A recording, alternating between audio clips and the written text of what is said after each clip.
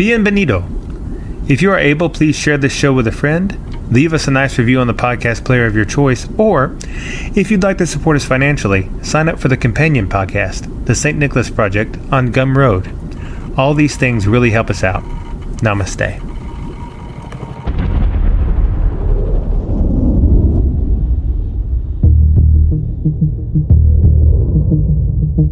Hello, friend.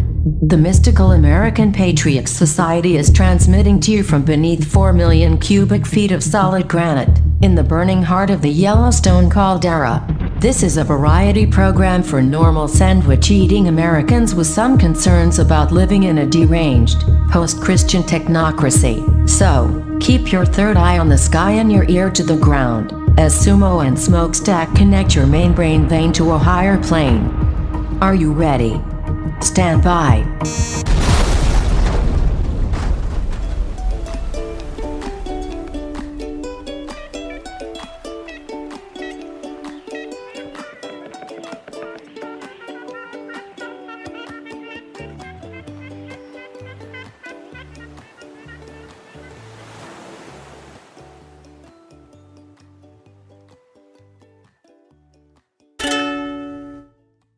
Long ago in days of yore, it all began with a god named Thor. There were Vikings and boats and some plans for a furniture store.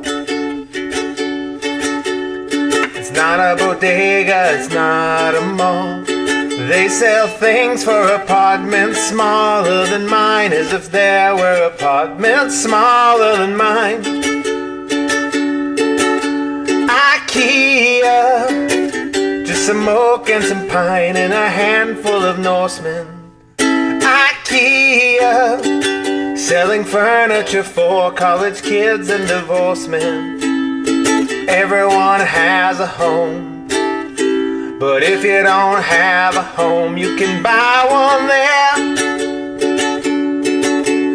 So rent a car or take a bus. Lay your cash down and put your trust in the land where the furniture folds to a much smaller size. Billy the bookcase says hello. So does the table, his name is Ingo, and the chair is a ladderback birch, but his friends call him Carl.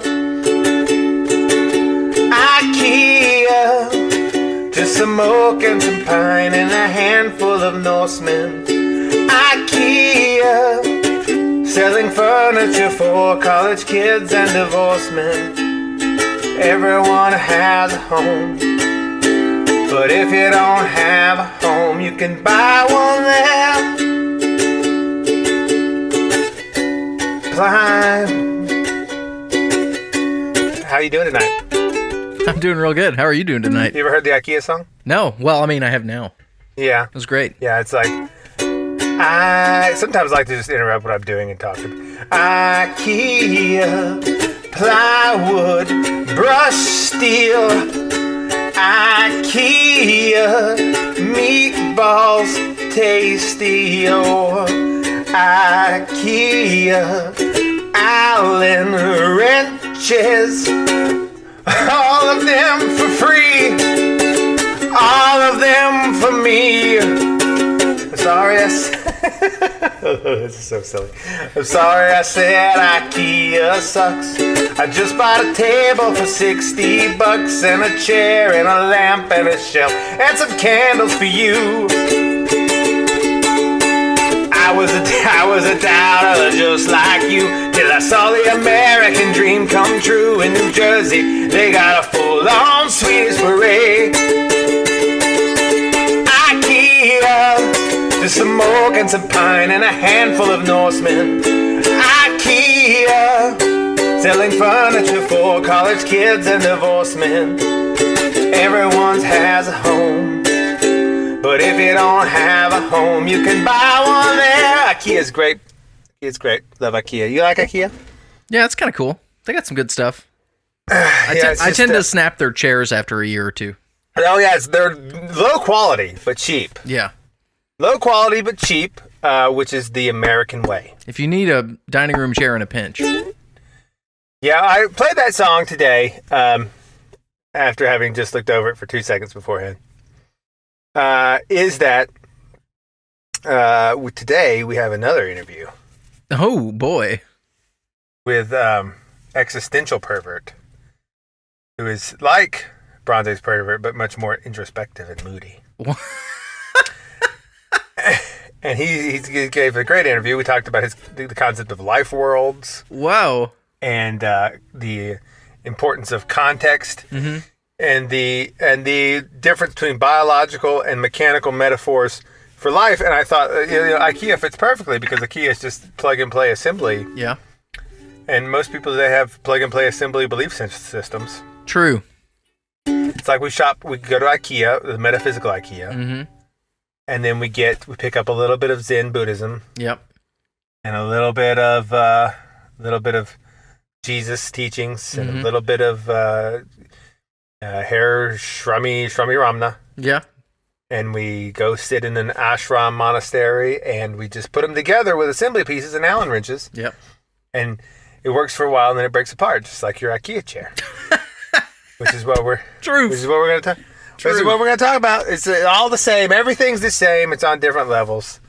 But first, well, there's two pieces of news. Do you want the good news or the bad news? Give me the bad news first.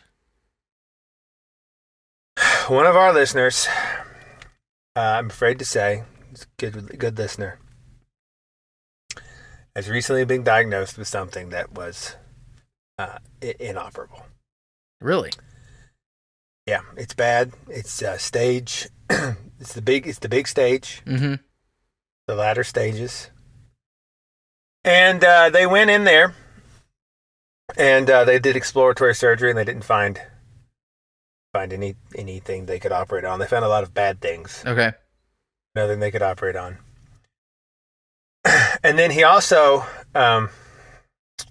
he had to take the vax for his work, and mm-hmm. he got myocarditis. Oh no. His heart is inflamed. Oh, poor guy. And this is a real person. You're going to feel bad for being sarcastic. I'm trying not to be sarcastic, but like you always have all the jokes. So no, it's a real guy. He's real. Okay, all right. He's real, and you should feel upset. And maybe if I knew who it was and what they. Well, I don't want to HIPAA violate. Okay, I understand. Disclose who he is. Right. If he may not want all of his. No, but is this? Are you leading up to a joke, or is this real? Listen. Don't be insensitive. I don't know how to adjust my tone. Look, he lost his leg. What? In a motorcycle accident because his myocarditis made him, from the vaccine, allegedly, made him veer off the road. Oh no! When he had a stroke. Yeah. On his motorcycle, and he hit a tree, and he lost his leg, and he also is inoperable. This is a rough patch of luck. It was stage, yeah, and do I know this guy? Yes, and he recently found out that his sister, he hasn't been in talk with her for a long time. Okay. And he thought maybe she was just ignoring him, but he recently discovered that she had previously dated Brian Landry. Oh. And so there's concern there now that maybe something happened to her also in a national park. Sure, I've heard tell of this. Right? Mm-hmm. This is real. Okay. This is a real guy. It sounds crazy. It does sound crazy, but I'm going to trust you. But this is real. And so he did this, and then he found out his insurance had lapsed. Mm-hmm. And he can't get coverage. So he's been he has a GoFundMe, but they took it down. Oh man. Because he made a joke in 2017. Yeah. Where he said, "How can Caitlyn Jenner be Woman of the Year when she hasn't been a woman for a full year?" And because he did that, he can't be on GoFundMe, and so he has no way to get money for his inoperabilities. Yeah. And it was looking very, very bad. Well, it is very bad. And he doesn't have long to live. And he wanted me to tell everyone that his dying wish, actually, he said this to me. Okay. From his bed, that he was twittering it with me. Mm-hmm. And I FaceTimed him, and he looked really rough. Oh man! Like his eyes were. I don't detect earnestness. No, in your voice. I often sound sarcastic when I'm earnest. It's a character flaw of mine. Okay, yeah, and I believe you, but he said his dying wish, because the thing that had brought him most joy in life was not his wife or children, which he's also leaving behind. Mm-hmm. 5 beautiful small children. Yeah. 3 of whom have Down syndrome. He said that his wife also has mental handicaps too. Sorry to hear that. It's bad. It's just very, very upsetting. This is really sad. It was questioned why he married her in the first place, and some people thought that maybe it was a little bit sexually predacious, because there was question of whether or not she had the mental faculties to consent to marriage or even know what she was doing. But I think we can leave that in the past, because what's done is done. Right. Yeah, of course. And they had enough money to hire help with the childcare until, of course, he lost his job and his leg. Because even after he got the COVID vaccine to keep his job, he worked loading shipping containers. Right. And there was no more of those because of the man. It's very bad, and he had a lot of problems, and so more than his Down syndrome children, who are beautiful and highly functioning. Yeah. And more than his wife, who's missing significant chunks of her brain, but is nonetheless physically very beautiful.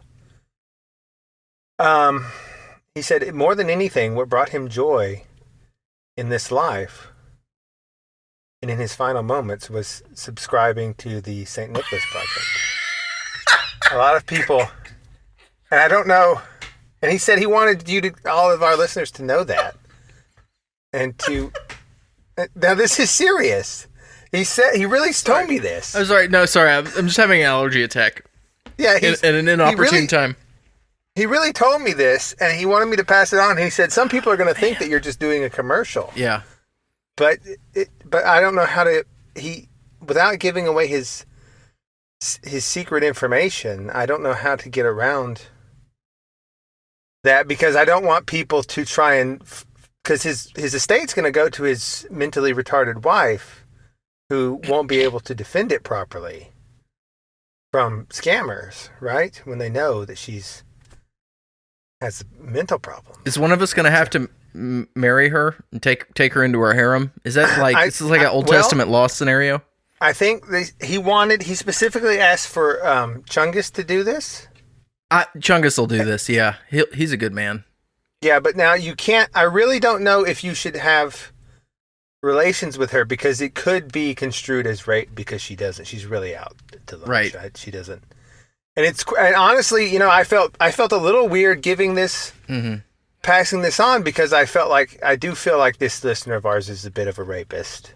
Sure. But like you said, what's done is done.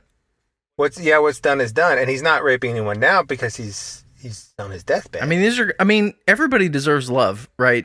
So these are really complex questions. I don't know that we're going to solve them tonight on the show.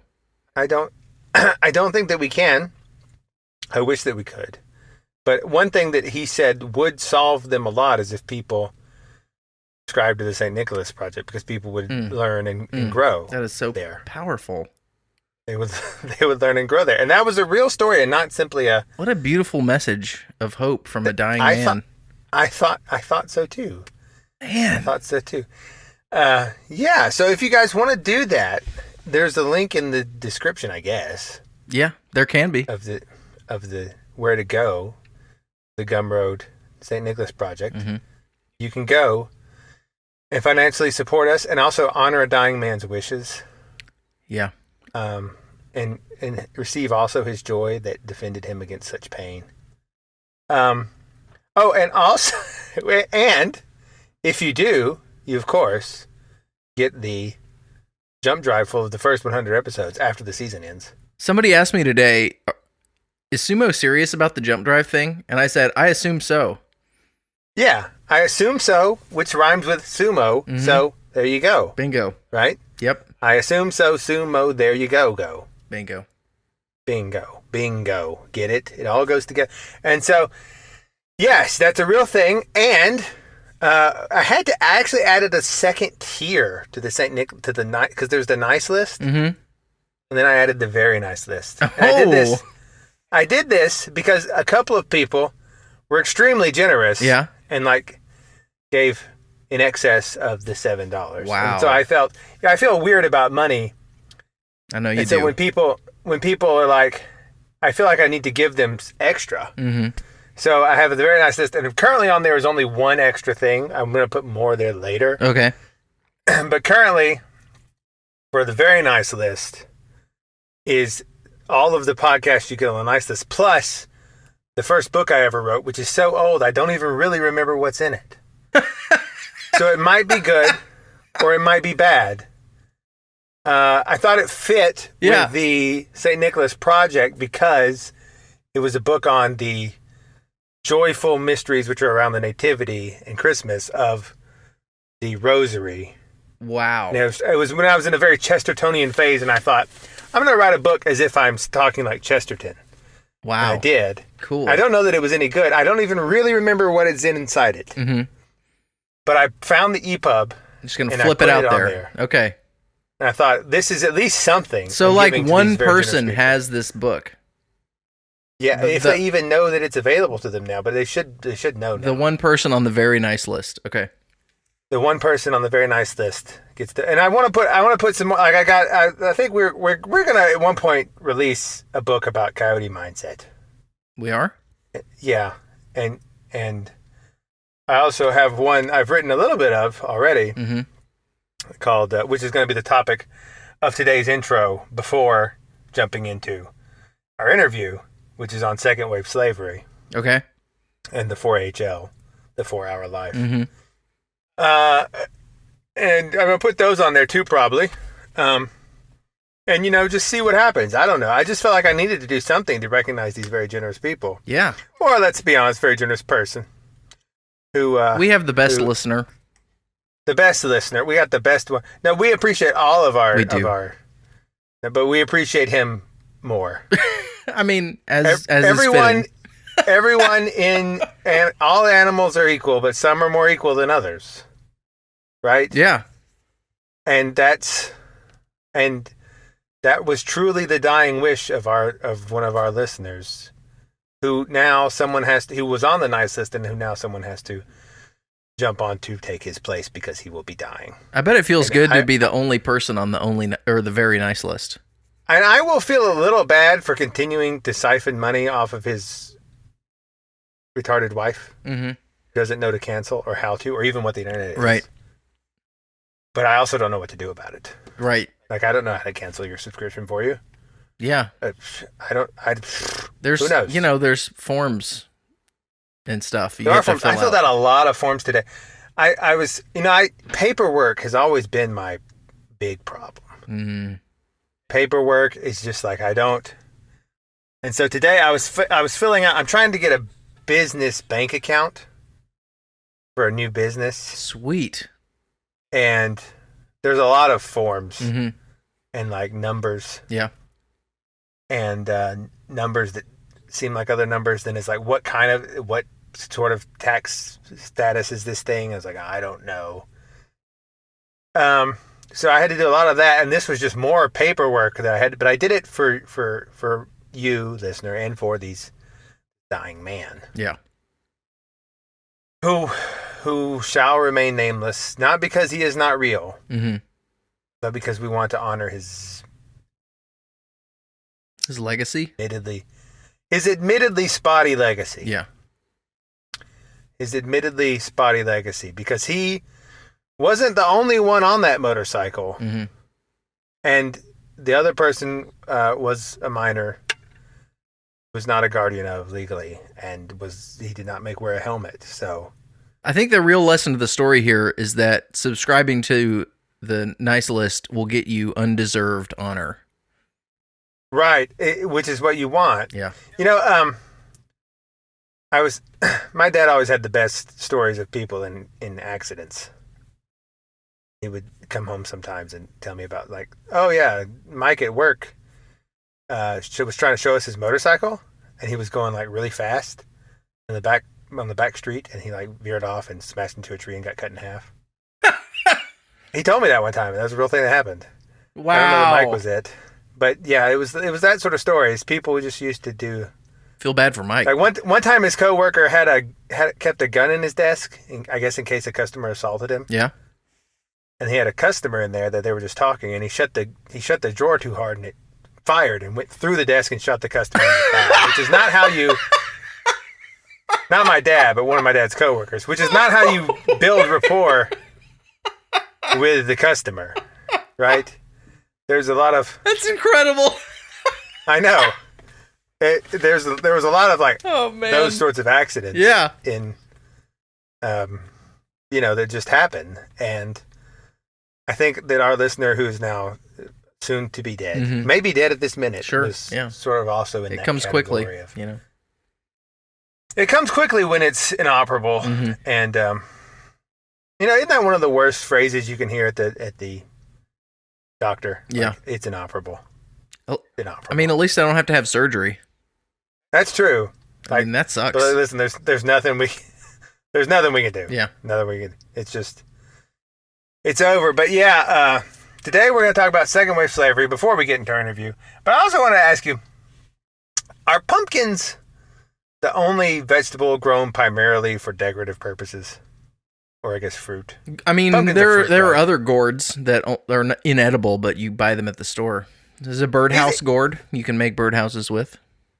That's true, but nowhere near in the volume. Probably not, yeah. And is it just me, or has there been a pumpkin explosion in the past decade? I don't know. I mean, I eat pumpkins. Well, I mean, like, growing up, people would have jack-o'-lanterns. Sure, yeah. Right? But I feel like the number of, like, decorative pumpkins that sit on people's porches now is at an all-time high. We've got a few gourds and pumpkins on our porch. Kind of a collection. Yeah, it's like everyone has, like, 10 species of gourds sitting on their porch. And that has to be a record for the number of inedible vegetables being on display. Yeah. As like I can't imagine anything. Like corn is definitely, like you can use corn in like a cornucopia scene or like a horn of plenty, but the vast majority of corn goes to food purposes. Yeah. Right? I mean, it's not even close. Right. But like a pumpkin, I bet it's 50-50 or even tilted toward decorative as opposed to, I mean, I guess pumpkin spice doesn't even have pumpkin in it, does it? It's just the spice that goes in the pumpkin. Well, you can buy the canned pumpkin at the store. Yeah, but take the amount of canned pumpkin that's purchased versus the amount of pumpkins that are used for decorative purposes or making jack-o'-lanterns, and I bet it's more. So it's really found an evolutionary niche there. It's like I'm a vegetable that's for decoration. Which is not something selecting for the most beautiful yeah, like I'm a bright orange gourd. Yeah. And that is why I'm chosen. Also, I have the unique ability to be hollowed out near perfectly and put lights inside of, which is not something that works with, like, say, an apple. No. Because an apple has the solid center instead of the weird, unfinished, gooey structure of a pumpkin. Yeah, it's true. Like a pumpkin does not look like it should be. That should be its inside. Yeah. Sort of like a tomato. A tomato looks like it should be something more to it on the inside. But a pumpkin even more so. But I don't know. Is it just me, or is pumpkins taken off in like this But I feel like Halloween has really come to be America's holiday. Yeah, which is fitting. Which is fitting, and I mean, it's not entirely bad. Halloween's fun. I hate Halloween. Getting a little spooky. I know you do. Getting a little spooky can be fun. I like ghosts. I talk about ghosts all year long. Yeah. All the time. Yeah. So it's fine. It's and I even believe in ghosts a lot more than most people. And sometimes I even talk about goblins and other things that are traditionally confined to 1 week of the year. But I keep the spirit year round, I think. The spirit is with me, Sure. But most people, it's not entirely bad. And there's candy and costumes and running around. Yeah. But I feel like Halloween has really sort of become more popular even than Christmas. Or at least is getting there. Right.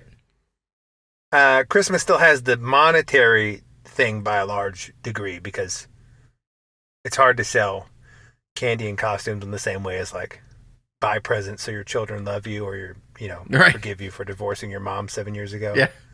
That's a big draw for money, but I feel like people have just people go more all out for Halloween decorations, I think, now than they do or just fall generally. Uh-huh. What I'm saying is I detect a cult of autumn growing. Does it not seem like that to anyone else, like the autumn cult? Maybe. I mean, people do get excited about autumn. Yeah, like in a weird, and I like it too. It's a good time. Is there like autumn has pumpkin spice, but is there something like that for spring or? No, that's the thing. I mean, winter has peppermint. There's not a summer cult. I guess like a winter cult. Summer has the peach milkshakes at Chick-fil-A. Yeah, not quite the same level. No, I mean summer just has like it's hot. We're gonna do milkshakes. Yeah, but fall has become like this weird pseudo harvest ritual where no one's actually harvesting anything, but yet they put up scarecrows and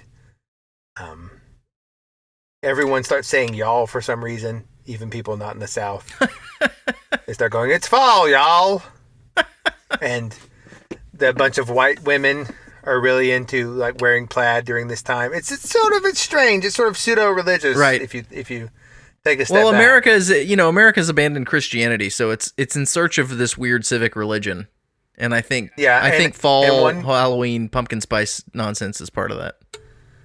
Yeah, I think it's the big part. I think, and it's not, like I said, it's not entirely bad. I enjoy these scary movies. Right. And one of the missions that I have in life is to have people be more scared of demons. I mean, Ernest Scared Stupid was a great movie. Did you know you cannot find Ernest movies anywhere? Really? I've looked. They're not. You can find clips of them, but like Ernest Goes to Camp or whatever, they're under some weird copyright thing where whoever owns the copyright doesn't want to sell the movie in any way. Which is stupid because I would show my kids Ernest Scared Stupid. Those are great movies. Yeah, but you can't find them. It's like crazy. You can find the DVDs or like the VHSs on eBay or whatever. I'm getting on eBay right after we're done. But you cannot find a digital. I can't find a digital location for them anywhere. I'm sure you can pirate them, but like not on. That's a travesty. Sort of download. It is. Future generations should not be deprived of Ernest. Who, much like our listener, died of stage 4 inoperable things. Really? Yeah, he's been dead a while. I had no idea. He was a hardcore smoker, Jim Varney. Yeah, I mean his voice was pretty froggy. Yeah, he was a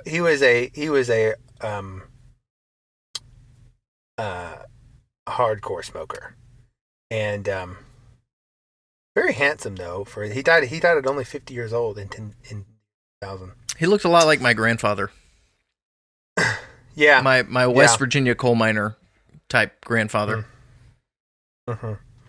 Yeah, he was a chain smoker, and filming Treehouse Hostage, which I never saw, he developed a cough, much like our listener did. Yeah.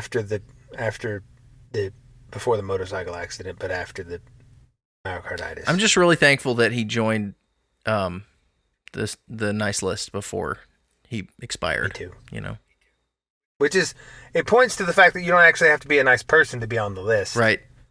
You get undue honor.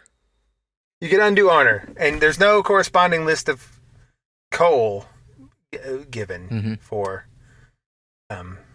What's the one that Krampus for Krampus? What? I don't know about Krampus. You know Krampus? I mean, he's like scary Krampus. Santa Claus, right, or something. Well, Krampus was like was the one that would like back when. Now Santa just gives you coal, right? If you're a bad Krampus child. would like eat you. Krampus would come and steal the children away who were bad. Oh man. Which makes you really, and like Santa knew about it and condoned it. What? Santa in the folklore for a while in the weird Nordic countries who have IKEA. Yeah. That sort of person. I feel like there's really dark stuff going on underlying Nordic culture. Oh, yeah, it's awful. Nordic people are really good on one level, but if you scratch the surface, they're all of them demonic. Yeah. They all get on their little ice skates, and they go down the river. It's frozen, and they go, yeah, we go up and down the hill, and we ski and whoosh. But then, underneath it all, they're very cold. There's no love.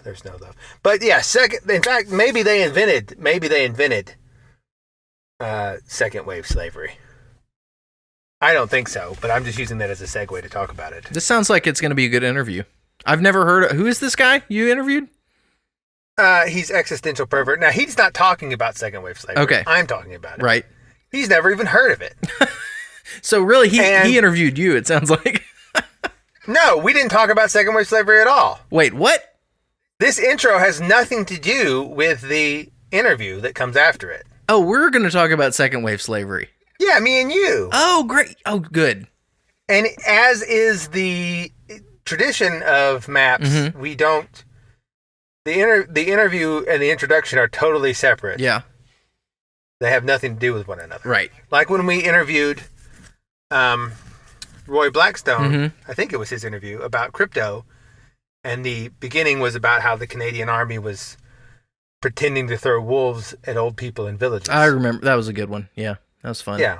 It's like, so it doesn't have anything to do. But yeah, so second wave slavery. What is?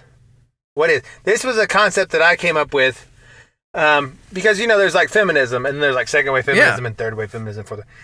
And I realized, oh, right, they did the same thing with slavery. Right? Because there's first wave slavery, which is what everyone still thinks of as slavery, which is where you have like chains and whips and auction blocks and so forth. Yeah. And people are not fans of it now. Used to, they're big fans. Yeah, it's not really in vogue. Not really in vogue, but I realized that the reason the Industrial Revolution coincided with the end of slavery is because it was just a new, more efficient way of doing slavery. Yeah, it's like techno-slavery. Well, yeah, but like, if you think about it, the conditions of many of the workers in the Industrial Revolution was not any better and perhaps much worse than the conditions of slaves on the plantation. Yeah, in some cases, probably worse. Like chained to their desk. At least the slaves got to be outside. Yeah. Like, but people were getting rickets from being stuck in factories all day. Yeah, and like there was the time when that factory caught on fire and the ladies couldn't escape because they had been chained there. What? And I've never heard of this. Yeah. There's all kind of horror stories from the Industrial Revolution about people working, 16-hour days, day after day after day, till they just drop dead. Dude. For like a penny. Yeah. And that was, I was thinking, that's actually as much slavery as the other, because in what is the difference between slavery and what would you call it? Not servitude, but maybe employment. Okay. What is the difference? There is a difference, but what is the difference? I would say that employment allows one to grow an estate, and like servitude does not. What do you mean grow an estate? Like grow an estate, not grow in a state. Yeah, an estate. Yeah, so you're just you're making enough money to make an institution of your family that will the wealth of which will, go beyond your life into the next generation. Right. Yeah. I had a sort of similar idea. Was that the difference was that you could leave. Yeah. Right. And so in theory, in the Industrial Revolution, people could quit. But the thing is that's also true of slavery. Like, there was nothing, and this is controversial, but there were a lot of free blacks in America. There were, yeah. Some of them owned slaves. And some of them owned slaves, but it was not like it was impossible to not be. You could have, if you'd have just walked off the plantation at any time, you could have done so, and there's really no recourse that the slave owner would have had. I mean, there were people that captured runaway slaves, but the impression I get is it wasn't a very effective. It was very ineffective, and it didn't, because there was no way to prove that you were like they didn't brand you or anything, right? And you could have just walked. But here's why people stayed, which is the same reason they stayed in the Industrial Revolution, is because where were they gonna go? Yeah. Right? If you could just walk off into the woods, sure, but like, how are you gonna eat? Right. And the same thing was true in the Industrial Revolution. It was like, you could quit theoretically, but then where are you gonna go? What are you gonna do now? You just get another factory job, I guess. Yep.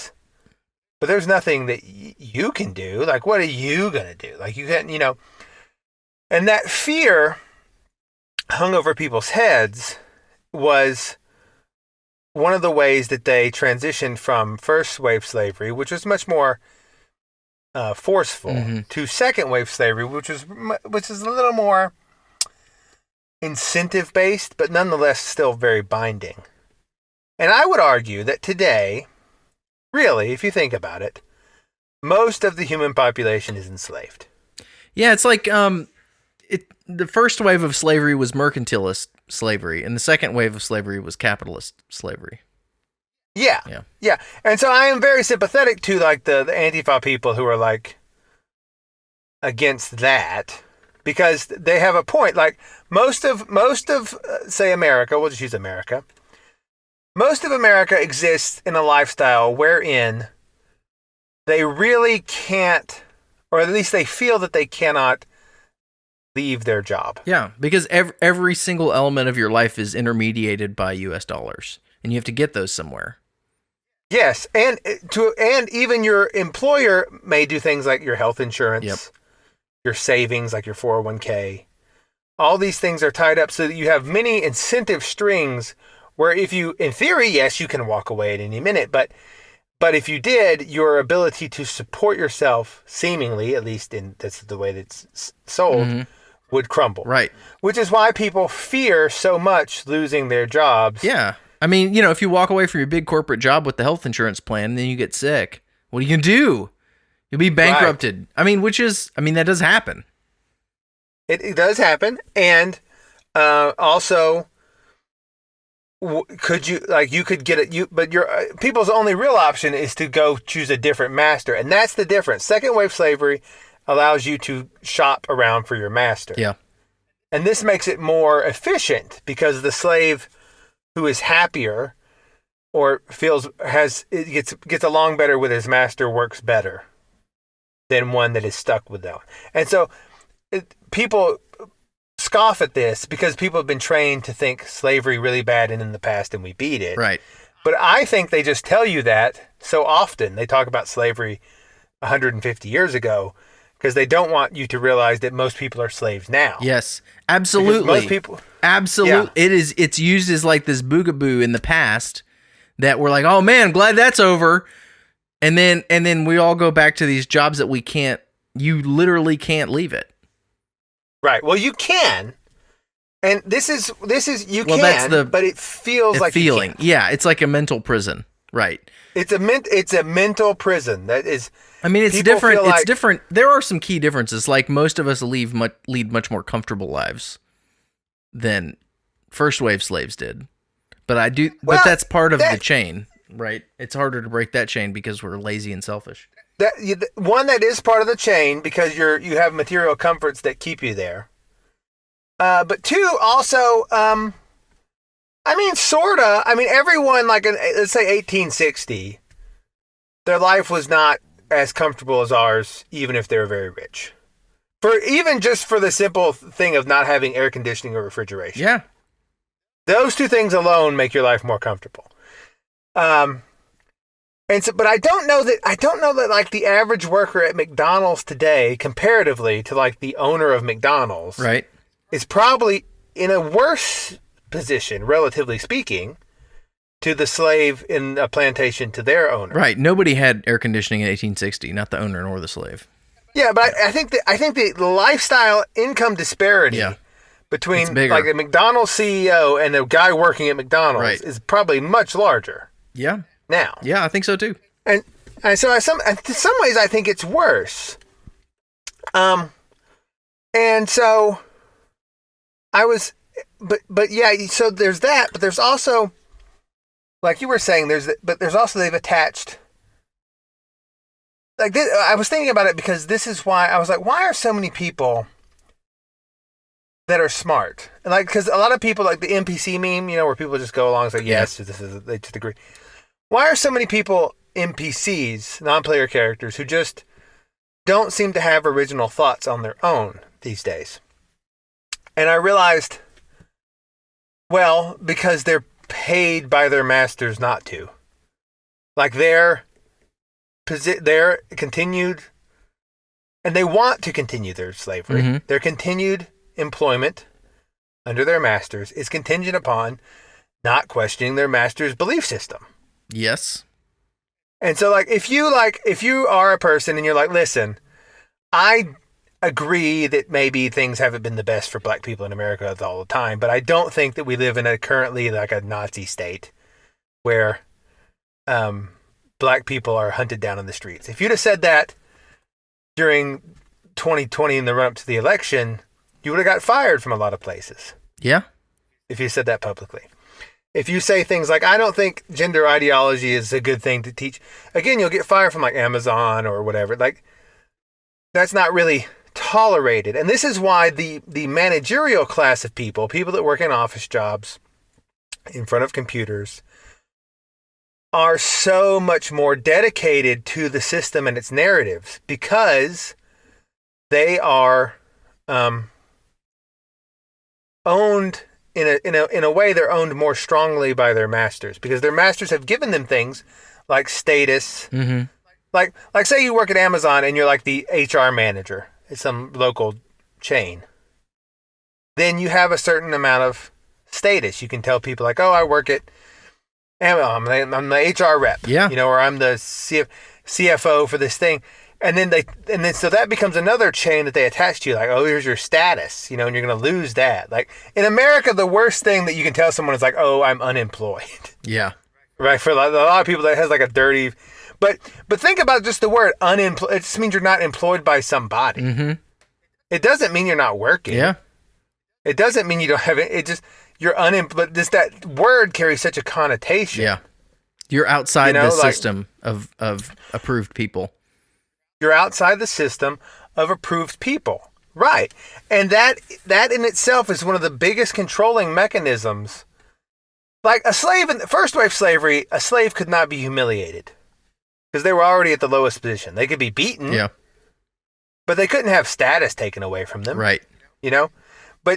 But now, like, say you're a doctor, and a doctor is a high status position in our society, and you think like, oh, giving this vaccine to 5-year-olds is not good because the cost benefit analysis is just not there.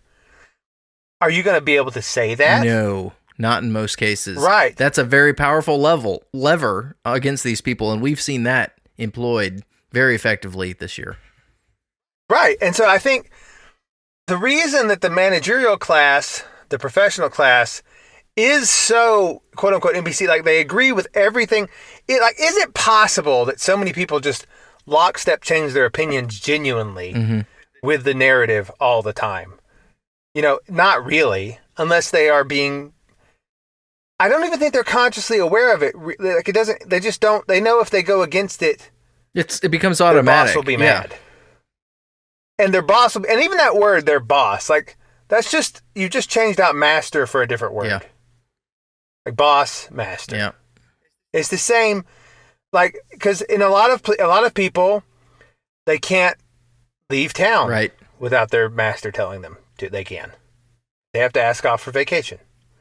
They can't. If their boss wants them to come in early or late, they usually have to do so. Yeah. I was trying to see practically speaking, are many people today much different than slaves of the past? You could argue they have a better quality of life, maybe, but that in itself is one of the chains. Well, this conversation we're having is probably more likely than anything we've ever said to get us destroyed. Just because when you think about this, you then have to ask yourself the question: either is my existence so terrible that I have to basically have a revolution right now to free myself from slavery, or the other option is maybe slavery's not as bad as everyone says it is. Like you sort of have to pick one, and it's not a very happy question, and it makes the NPC mind noodle. You do have to pick one. I'm gonna reveal a third path. Okay. Like the Buddha. Yep. I have a middle way. All right. But yeah, you're too. That is what appears to be when you think about it. You're like, well, then, and that's why a lot of leftists today see this, and that's why they're all about revolution. Yeah. Now, in doing so, they often will try to their masters again direct their anger at things that will not be helpful. Mm-hmm. Like, I don't know how to tell. I know a lot of Antifa people listen to this. I somehow doubt it, but okay. They do, I think, in Portland. We sometimes get it. But I don't know how to tell you this. Yeah. I support your feelings. I understand them. But directing them at Joe's barbecue. Right. And burning it down is not attacking the right target. Exactly. Yeah. Right? Directing them, like you if you want to revolt, you have to actually attack the people that are in control, and you're not, because those people are more scared. It's like we've talked about it before. It's like Occupy Wall Street. They were sort of near the target there, and then they were immediately co-opted and redirected at numerous other targets like Main Street businesses and white people and so forth. Correct. Yeah. Yes. Like they're not over. They're shooting. I understand their frustration and anger, but they're shooting in the wrong direction. Yeah. Just a helpful tip. Antifa, fight the power, we the people. All of the slogans. From each according to his ability, to each according to his need. We're all brothers here. But anyway, so that's one solution is like, I have to revolt now. Like, if we're under slavery now, then we have to be free. But that is violence, and that is, a lot of people aren't willing to do that, right? A lot of people then feel like a lot of people right now who took the vaccine and who said they wouldn't are feeling very weird and bad about themselves. True. Because they realized, I am also cattle. I felt like I was independent, a skull flag guy, Moulin Labe fellow. Mm-hmm. But when push came to shove, I had no recourse but to do the thing that my master told me to do, or lose my ability to feed myself. Yes. And so a lot of people are having their sense of self violated, their sense of where they fit in the world violated, because they had to do these things. Yeah. I'm very sympathetic to those people. This is not easy. Yeah. It's not easy. And so a lot of people, and that makes them think, well, maybe, that feeds a lot of this extremism that is somewhat, on the rise in various sectors. Yep. Because people feel like, well, if this is the situation, we have to overthrow it. The other option, which is what you said, is that maybe slavery isn't that bad, which is anathema. People. Yeah. Like, that's like... but if you think about it historically, most slavery was exactly what we have now. There were groups of people who were farmers or herdsmen. There was a famine. Rain didn't fall that year. They didn't have any food. So they said they would go to someone who did have some and say, can we please have some food? And he would say, what do you want for it? Or what will you give me for it? And they said, we'll work very hard for like 5 years. And he said, okay, you can eat my food. Yep. You have to, and that was what slavery was. That slavery was, in a way, the social safety net of ancient peoples. Yes, which is not kosher to say, but it's true. Yeah. Slavery was how people would, and it varied in form. Some of it was just like, but also was just like work in exchange for food, and closer to what we might see as employment. But it's on the. My point is, employment is on the spectrum of slavery. Yeah. Right. It is on the, because you have a master, you have a boss, you have a lord. A lord means the lord comes from loaf. It's the person that controls your bread and your access to healthcare and these things. Right? And so most people are on the spectrum of slavery. And so then the other option, like you said, was to say, well, maybe slavery is not that bad. Maybe the reason it's existed in every human culture and today is because it is an effective means of dealing with social problems. Well, even just that knowledge could be helpful in negotiating your position. Right, it could. And so a lot of people, but see, people don't want to believe that they are slaves because the American myth is that people are free. It's a bummer to realize that. Right. It's not what people would like to be. But there is a third way, and I have some experience with this way. And I think it's what Jesus was trying to articulate. I mean, I think it's the point of, because I think, like I said, I think things are fractal. You're a slave. People are slaves on earth for economic reasons to other men. People are slaves to their sins. People are slaves to their passions. People are like, it works on every level. And I think freedom in one level works the same as freedom in all levels. And so I think we have, on one level, the church has too much emphasized the mystical teachings of Jesus as opposed to just purely practical. Like, for instance, in the Lord's Prayer, how does it go? And forgive us our debts. Well, but what do most people say these days? Trespasses. As we forgive those who trespass against us. But it is like a more direct translation is debts, which is like a very physical thing. Yeah. But then we try to take it into the metaphysical and make it like sins against, which is true, that's valid, but it's also like, I think debts covers both like material debts and also metaphysical debts, whereas trespasses is just a word that focuses on metaphysical debts. Yeah. Well, one of the beauties of the Bible is that it's true on multiple levels at the same time. Yeah, but I get the impression that maybe someone wanted to throw the English translation of trespasses in there because they didn't want you ever thinking about forgiving debts. Well, maybe, yes. Like once usury was accepted by the church, once usury was accepted, right? And but see, Jesus is like, you will know the truth, and the truth will set you free, and you'll be free indeed. And this is a lot of his teachings of like, look, why are you worried about clothes? Why are you worried about what you will eat? Consider the lilies of the field. Consider the birds of the air, who neither toil nor spin, and yet your heavenly Father feeds them. He says, look, if you walk away in faith, you don't have to be a slave. I will provide a way for you. If you want to be free, you can. Now, a lot of people don't want to be free because their master provides security. Like, if you work as a freelancer, your payment is irregular. It may be more, it may be less. Yeah. Well, there are good masters. I mean, my yoke is easy and my burden is light. You know.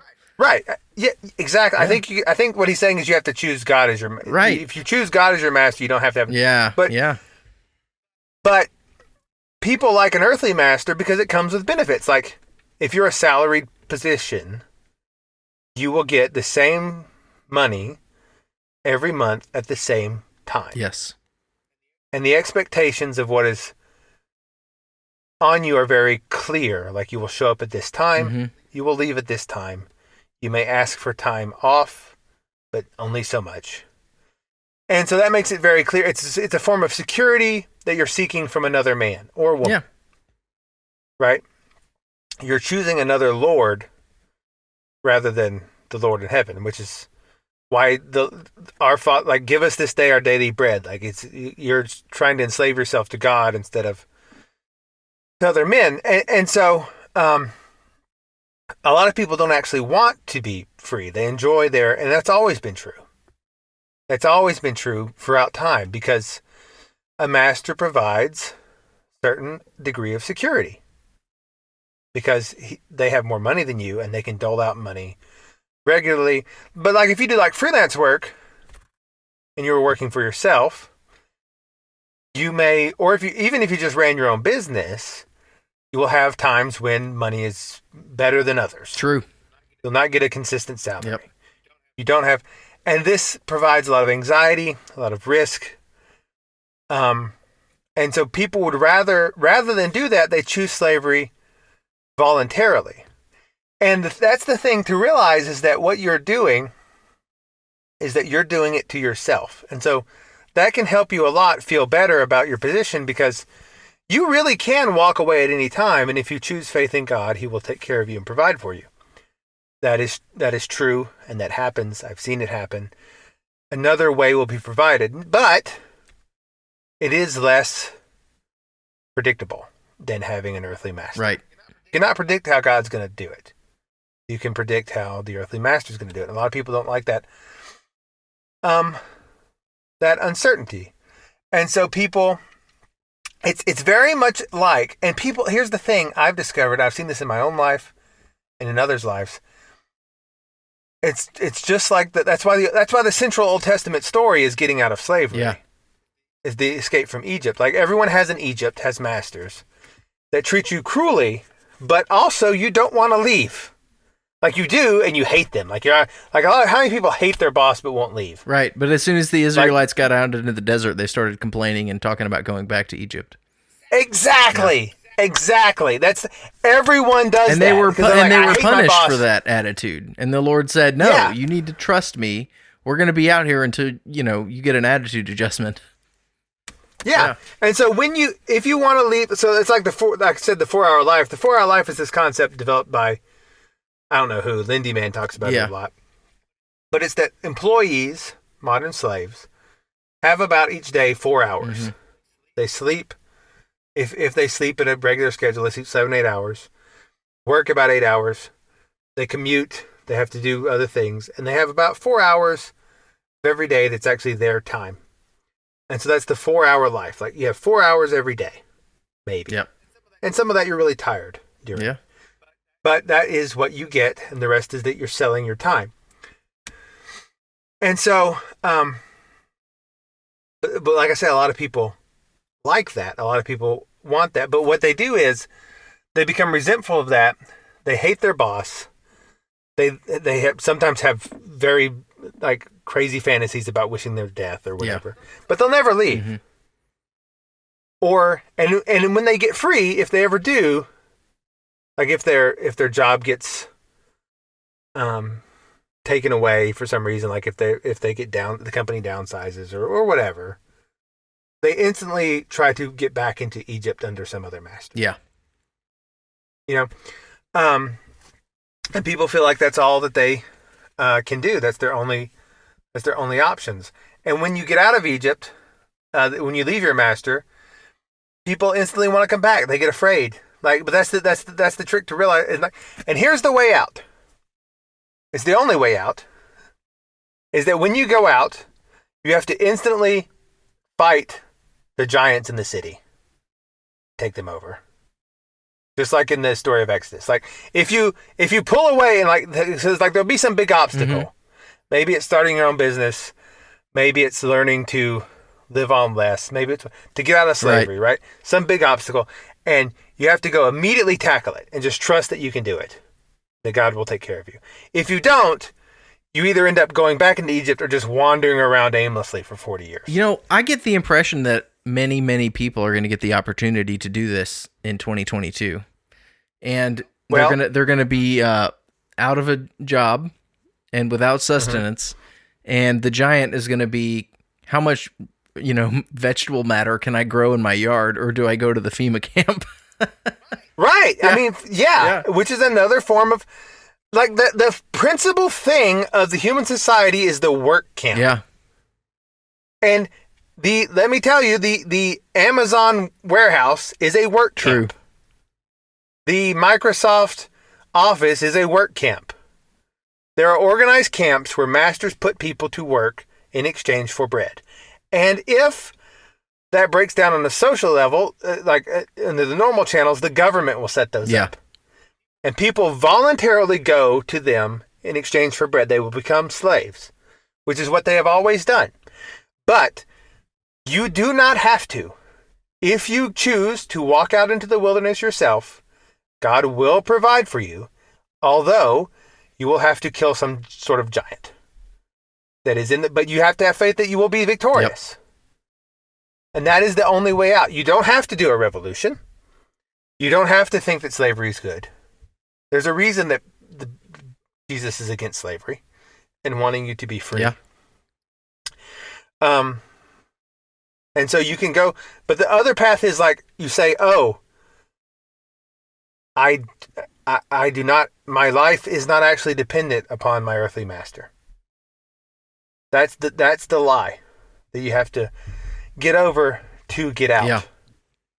And that is how most people today are kept enslaved and will continue to be. And this is why they will take injections they don't want. I mean, it's one thing if you want it, it's like whatever. Yeah, if you want it, fine. I don't think it's a good idea. Go for it. But a lot of people don't want to take it, but are forced to by their masters. Yeah.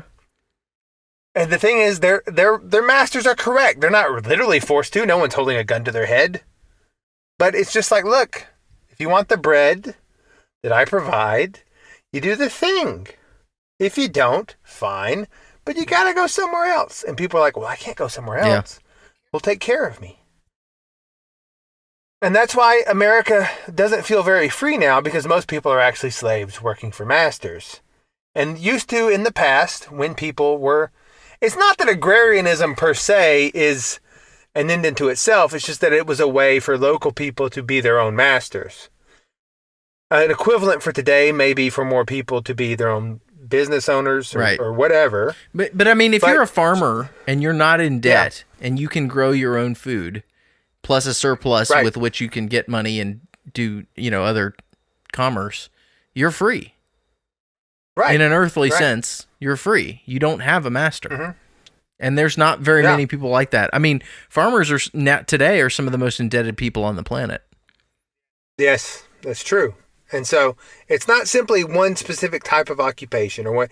It is a mindset of my Lord, the controller of my loaf, is God, and he gives me manna from heaven. He provides ways I do not understand that I will get by and be okay. And not even just get by, but like flourish. Like Jesus doesn't say like you get rags. He's like, the lilies of the field are clothed better than Solomon. You know? And so it's not even like, but it is an act of faith that is required. It is not required of an earthly master, because an earthly master is a very on paper deal. Mm-hmm. Do this, get this. Obey, get this. And most people choose it. Yeah. But if you're feeling anxious, if you're feeling like you don't like your boss, if you're feeling like you would like to have more than 4 hours of a day, I got a question. There is another path. What if you've got a good boss who gives you a good deal, treats you well, is honest with you?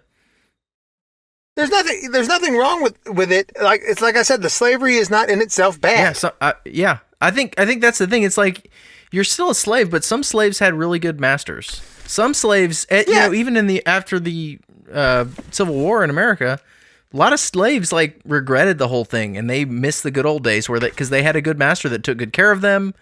It wasn't all. I mean, some of them had really terrible ones, and some of them have good ones. Yes, and that's the same is true today too. And I think half the battle here is just having an honest look at things, the way our society really operates, and we're not that much different than we were. I mean, there are some key differences, but there are some similarities too. Yeah, and I think once you admit that employment is just on the spectrum of slavery, and it's not even good or bad. It's not a judgment on you or the society or anything. It's just what it is. Right. Then you can begin to look at it like, okay, do I want that? Yeah. Is that what I want? And if you do, that's that's fine. And it may like give you a little information or a little context for why you hate your job so much, even though you're supposed to love it, because you've got this high status job. That you're supposed to be happy about and proud of, but maybe you hate it. Well, maybe this is part of the many people. Yeah, it is so many people. And I think, and part of the reason is the unexamined truth that they are actually slaves. Yes. High status slaves, sure, but I mean, there were high status slaves in the past. There were like court especially slaves. in the Roman Empire, there were very high status slaves. Yeah, very high status slaves, but still slaves. And that unacknowledgement of like, okay, I'm actually not a free man, is a big hurdle for a lot of people. Yeah, it is. That to go, because that's something that is like anathema for people to admit. And that it's important to repeat that is most people in modern society fall into this category. Yeah, it's almost everybody. 99% of people, probably. Yeah. So you're in good company, but that's also true of the past. Most of the past has been slaves in some form. Most people were serfs. Most people were but Jesus' point is, you don't actually have to be. These chains are not as ironclad as you think, and there is another master who will provide for you if you choose to choose him. And you can do that right now. You could do that tomorrow, listener. You could ask God tonight, God, I don't want to be a slave anymore. I'm going to leave what I'm doing. Please take care of me. Show me a way that I can provide for myself and my family. And you will. This is what, because I think what started this for me was there was a poll on Twitter, like, how much money would you need to quit your job? And the answer, the most popular, was $2 million. That's a lot of money. And I was like, well, no wonder no one ever quits their job if people think you need $2 million. First of all, let me just burst your bubble here. Most of you are never going to have $2 million in the bank. Over the course of your life, you might spend $2 million, probably. But you're not going to have to. Most of you are not going to get there. Sorry. Some of you will. But, or if you do, it won't be till you're very old and most of your life has passed you by anyway. Right? So, like, if that's what you think, but then, like,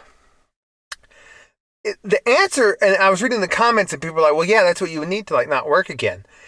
And I thought, oh, well, there's a disconnect here, because he asked, what would you need to quit your job? And they're answering what they need to never work again. Right. Like, if you get $2 million, just start working. You've got such a huge buffer. Just start a business and figure it out. Well, but see, not even that, but like the idea was like, that's what I would need to just sit around and not do anything. Right. Because that's the only thing people can imagine to do without a master directing them. Yeah, that's an interesting point. Yeah. Like they only oh, well, if I didn't work, I'd just be sitting around. So how much money do I need to just sit around for the rest of my life till I die? And they're like, oh, about $2 million.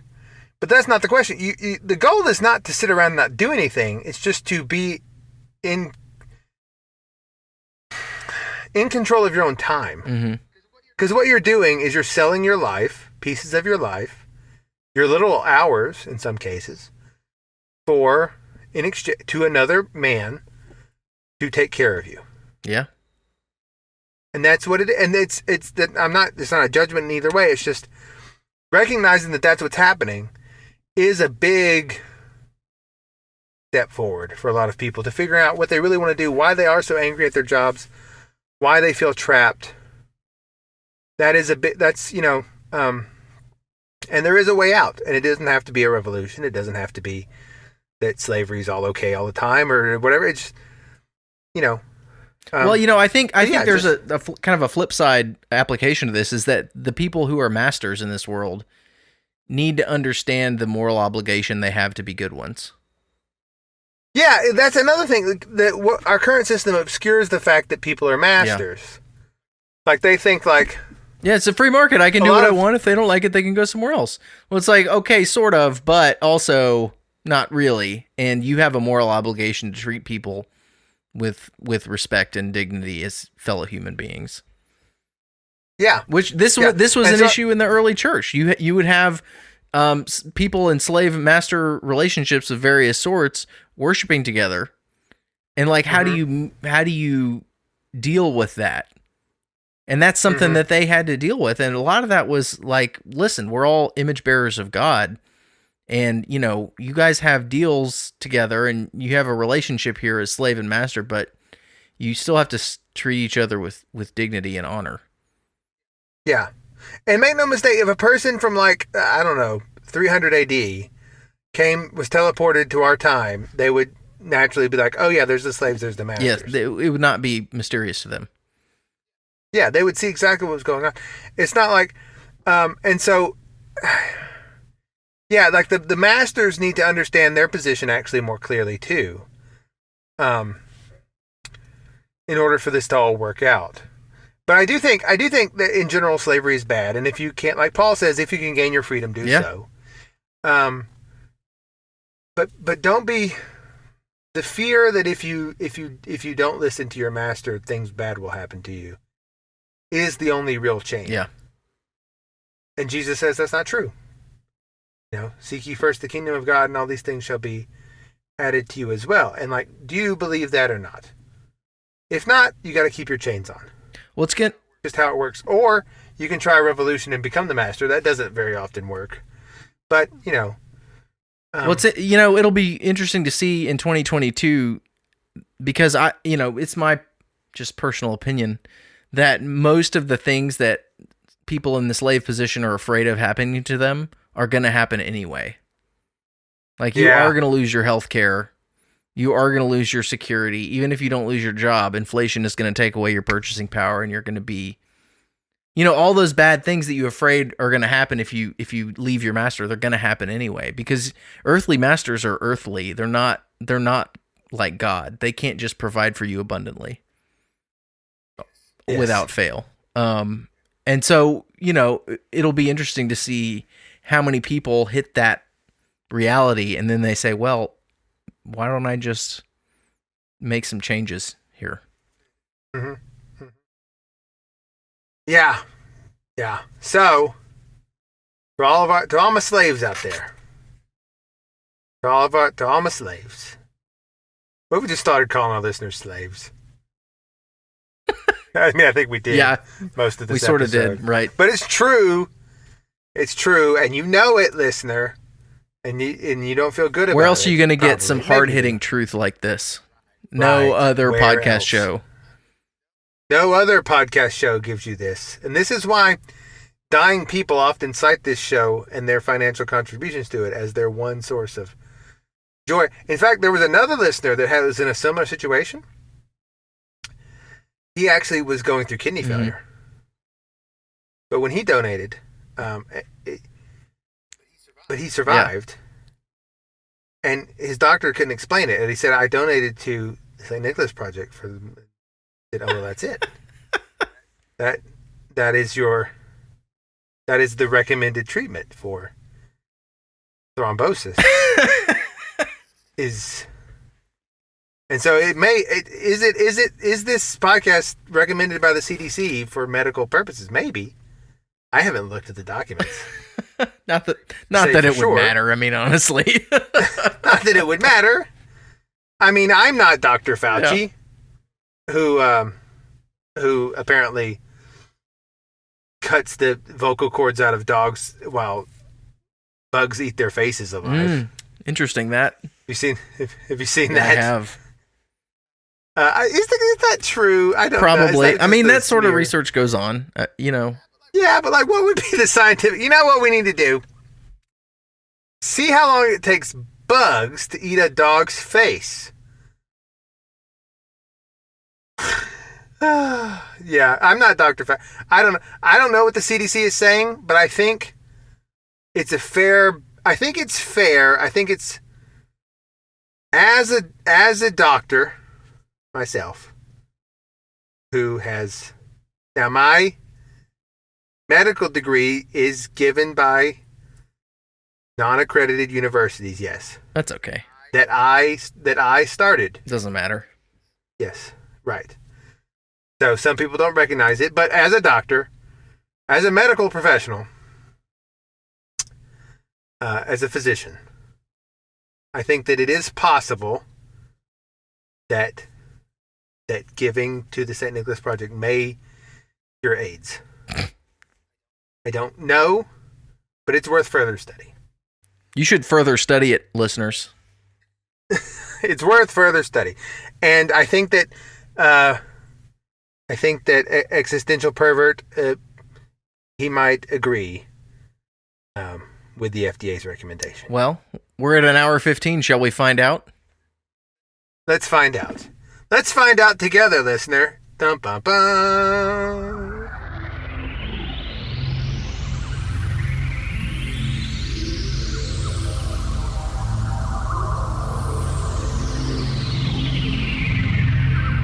So, hello everyone. I am here talking with Existential Pervert. Now, did you get that name from borrowing from Bronze Age Pervert at all, or is that a... It was actually given to me by an ex-girlfriend of mine. We were meeting up on a back road, and she got into my car and did a kind of spontaneous role play like we were meeting the internet for the first time. And so to do that, so she asked me Existential Pervert 69, and it became a kind of running joke between us, and we attributed a whole sort of mythic persona to this murky figure known only as Existential Pervert 69. So it has nothing to do with Bronze Age Pervert at all? No, not directly, although I would say that he is a sort of inspiration for the kind of mythic backstory of Existential Pervert 69. Nice.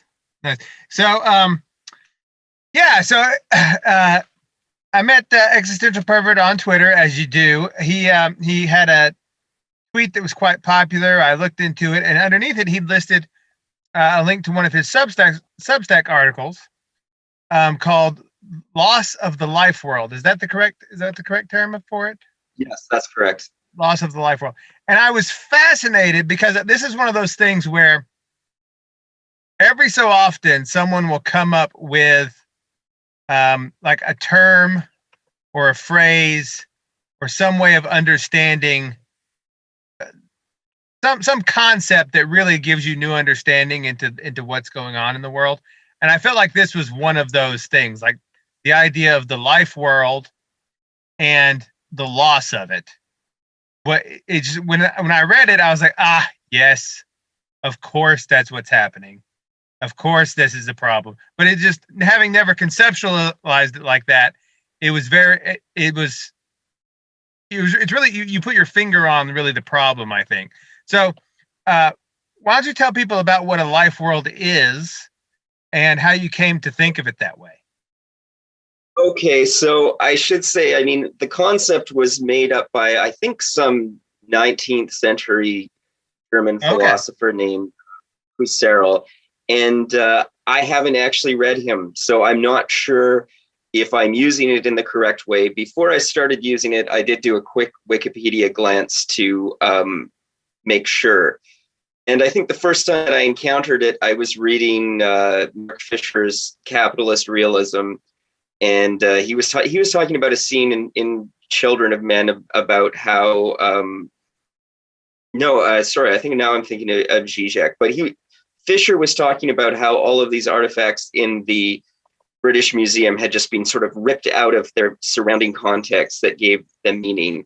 And it was kind of similar, I think, to what Zizek was talking about in Children of Men, in the scene where this guy has just amassed all of this Western art and whatnot, but it's in a world where it can no longer have any sort of meaning. Any kind of supporting context that gives it meaning is just gone. It's destroyed.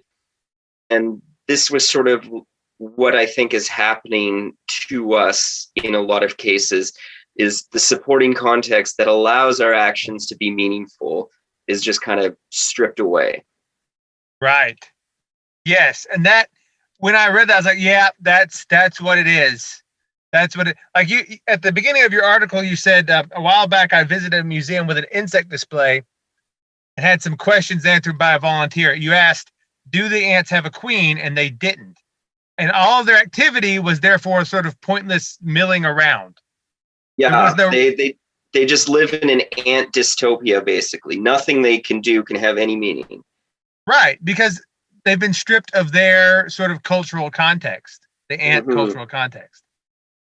And your actions have to have a context to have connection to meaning. Otherwise, they don't. That's the missing. That's the, like, because we've gone into pure a realm of like action is all that matters, but right. There's no context for the action, and that leaves everyone feeling lost and available to all forms of psychosis, like depression and anxiety and all these things we see.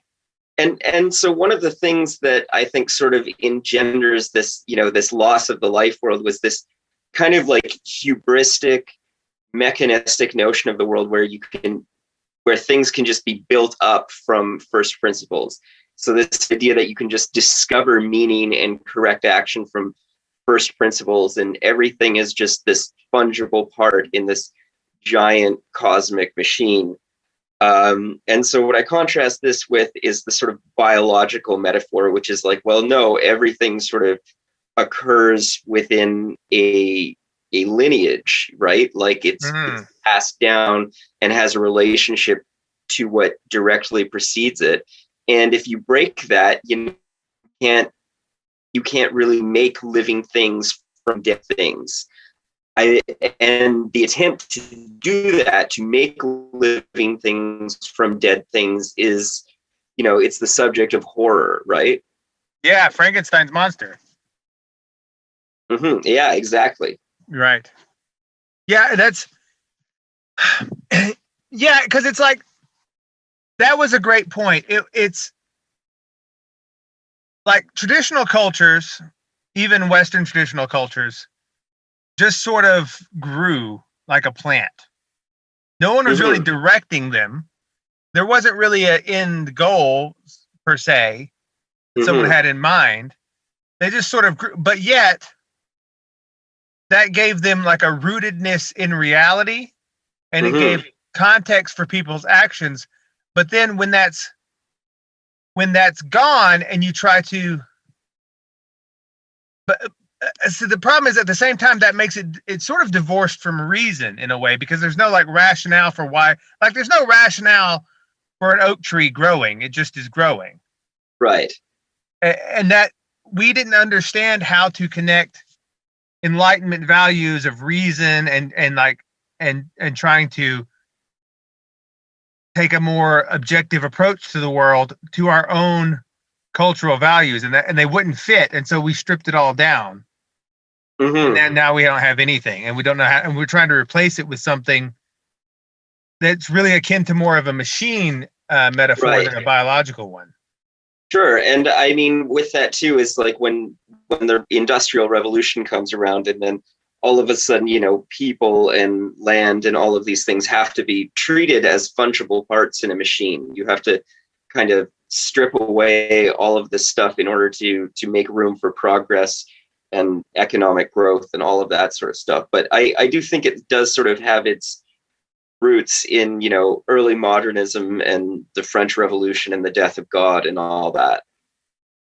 Yeah, it's this idea. It's the being enamored with the machine as opposed to the biological.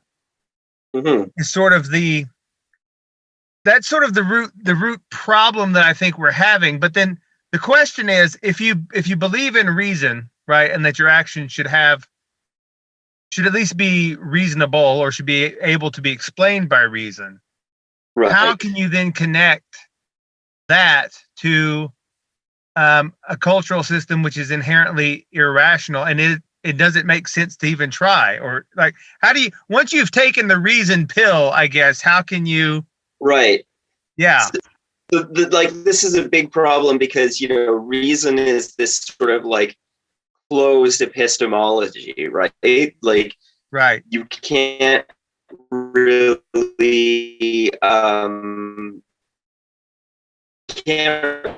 just get out of it unless you encounter burning bush in the desert or have like a vision from God or something like that. He really did the trick who did a really good job at sort of weaponizing reason against itself and just being like, look, like you just can't sort of, if you take this to its logical conclusions, it doesn't make sense. It's unreasonable. Or there's ways that this idea of unbroken chain of first principles reasoning just leads you to these absurd places and something's gone wrong. And so a couple of those authors for me, Nicholas Nassim Taleb was one of them. He was really good at just sort of tearing apart this kind of conventional wisdom. Mm-hmm. James C. Scott's Seen Like a State was another big one for me about how, top-down first principles kinds of systems fail and misfire all the time.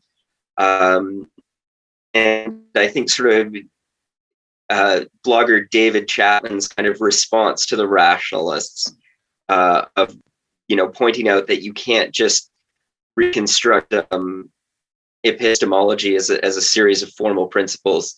That was a big one also. And so all of those kind of like came together and I had a kind of like aha moment. Yeah. Yeah. And you pointed out like the attempt to do so, the attempt to reconstruct culture from first principles is the root of all totalitarianism. Like that's how you get fascism or communism or a Mao or whatever, you have, because you think like, oh, here's what society should be like. Here's what culture should be. Here's the first principles of how it should be. And now we're going to make it that way. Mm-hmm. And it doesn't work. Or if it does, it operates like a very bloody machine. It does, because you have to just impose so much decontextualization. You just have to strip away all of this history. And of course, it doesn't work. You can get really like absurd, insane things like what happened in the Cultural Revolution. And, people don't want to give up their traditions. And so you have to take them from them. And I think, like for me, religious fundamentalism is one of the real present incarnations of it, because, one of the things people don't appreciate is religious fundamentalism is really like this modern phenomenon. Yes, this is a great point you made. It truly is. Yeah, because these people like these, radical Salafi Takfiri Muslims who want to just try to recreate this austere vision of Islam that they think existed in the time of the Prophet or whatever, and they want to just justify it from a handful of first principles rooted in Scripture. And so, really, like their worst enemies in most cases are other Muslims who are just practicing centuries of accumulated traditions, of like Sufism and Shiism and their own village customs. And they're just aghast at this. And they're trying to impose this vision on the world. And, there's that same kind of like Protestant horror, of the near paganism of Catholicism or something, of all this accumulated tradition that isn't justified in Scripture. Right. Yeah, it's this idea. Well, I think you see it a lot in Catholicism too, with like, because you made the point of when you try to get back, you try to recreate a life world after it's been gone. Mm-hmm. What people do is they look to the past. At some point, they think it was still alive. And then they try to recreate it by adhering hyper-focused on all these little details. Right. And I think that's what you see in like the trad movement of Catholicism, like people trying to resurrect, the ancient forms of the Latin Mass and stuff to no real effect, for good or ill. It's not working. But what you pointed out and what they failed to realize is that historically, Catholicism, like most other religions, has been sort of half-assed by everybody. Mm-hmm. They weren't really taking it that seriously, and it was always had like people, it's just whatever it was always influenced by the current cultural conditions. They were always like changing things, bringing things in, doing things that didn't make sense and were a little squirrely, maybe, but that's just that's an organic way that things happen. And they are in their own way trying to impose a mechanistic model on top of that. Right. Yeah. So, I mean, religious syncretism is sort of like the default setting. And that, I think that is how it is in most places in the world. And if you don't have some kind of like central authority or group back to the party line, then that's the direction things sort of take. And so, like one of the examples that I would go to for that is the sort of like Afro-Caribbean religions and the religions of the African diaspora in the Western Hemisphere, where you have, Voodoo and Yoruba and Candomblé and Santeria. And these people, they consider themselves really Catholic, and they go to mass and they get baptized. And then they also have this whole other set of rites that they've integrated into it and they practice alongside it, and that their ancestors did and makes sense to them. Yeah.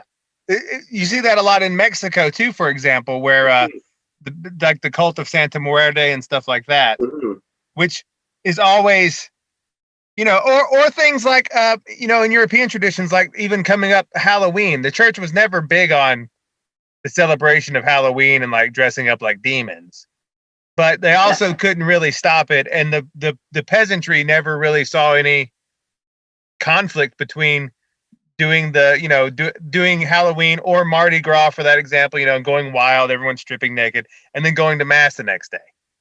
Yeah, I mean, I've tried to look into the origins of Halloween, and I don't quite have an answer that satisfies me. Some people say it's Christian, some people say it's pagan.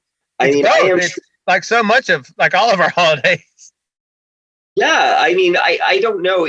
I'm really always very suspicious. Like, I am very sure, pagan European customs that survive that people don't even think about.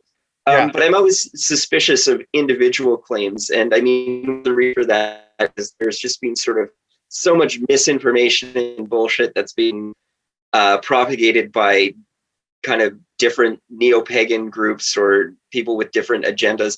And so, some of it not even maliciously or intentionally. But for that reason, I'm always like very cautious whenever I label something as, this definitely has Christian, pre-Christian European origins. Yeah. And it's strange, like, why have we adopted the mechanical model as opposed to because, I mean, I think from just even a strictly technical sense, even the most rudimentary biological life is far more complex and interesting than our best machine.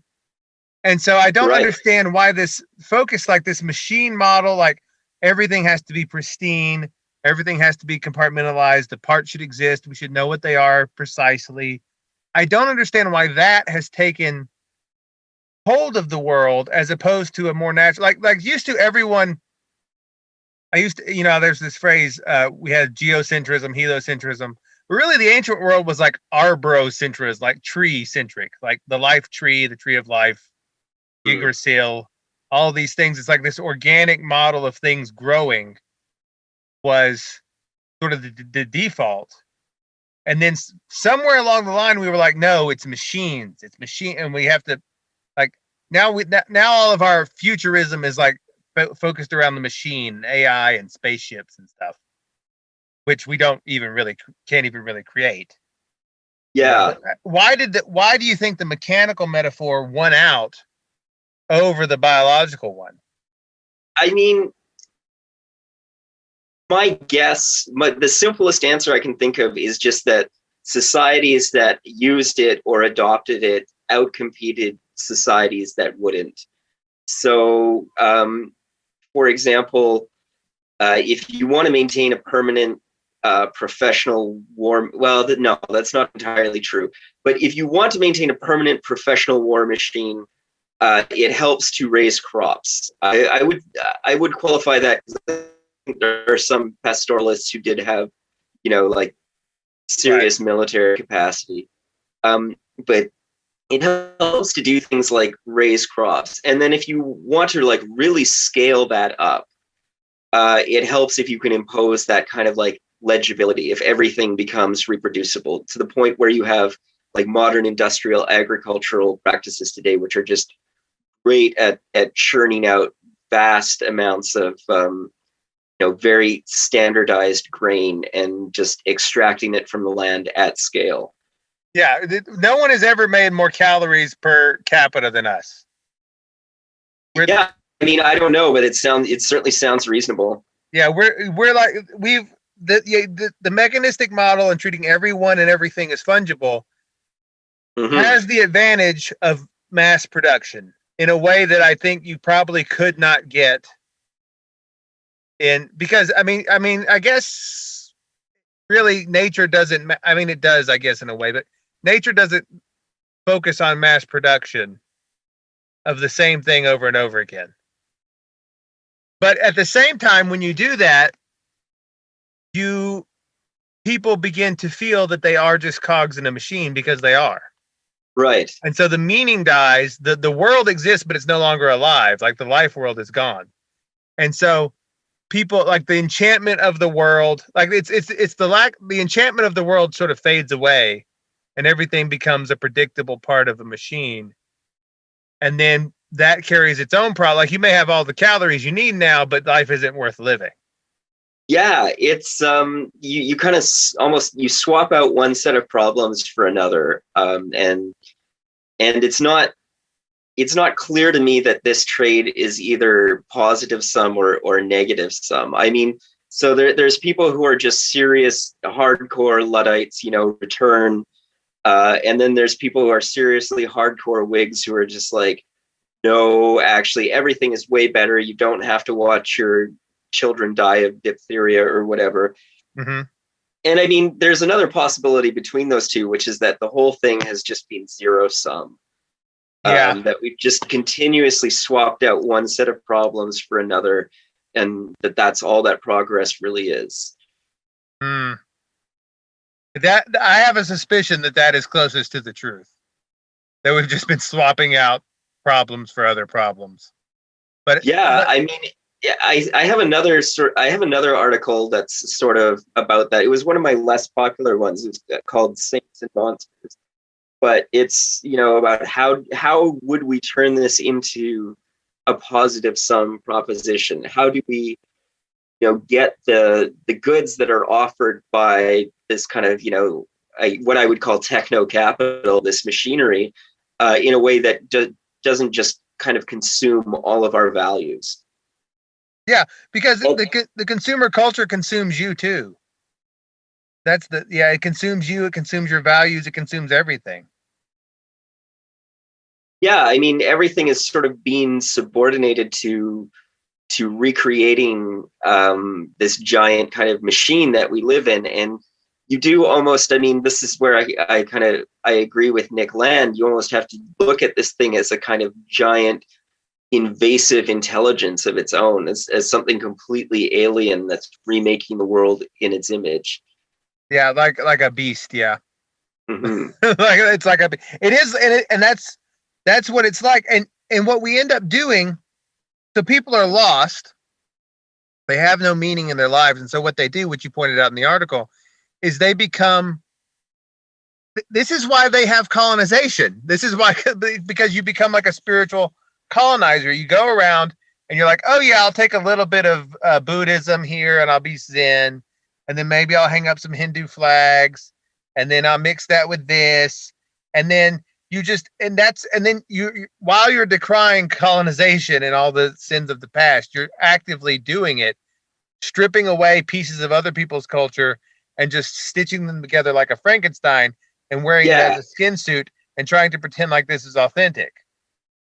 Yeah, because you don't understand that what's being taken from you is that lineage. You don't understand that you're maintaining that continuous connection to the past is what was taken from you And so you don't even see it when you're doing this to other things. So, I mean, as a kind of qualifier to what I said earlier about syncretism being the default in human history is under the sort of conditions of globalized capitalism that takes on this really unhealthy form where everything is just fed into the slurry. And so it's not just a kind of like healthy hybrid between your spiritual practices and those of your neighbors.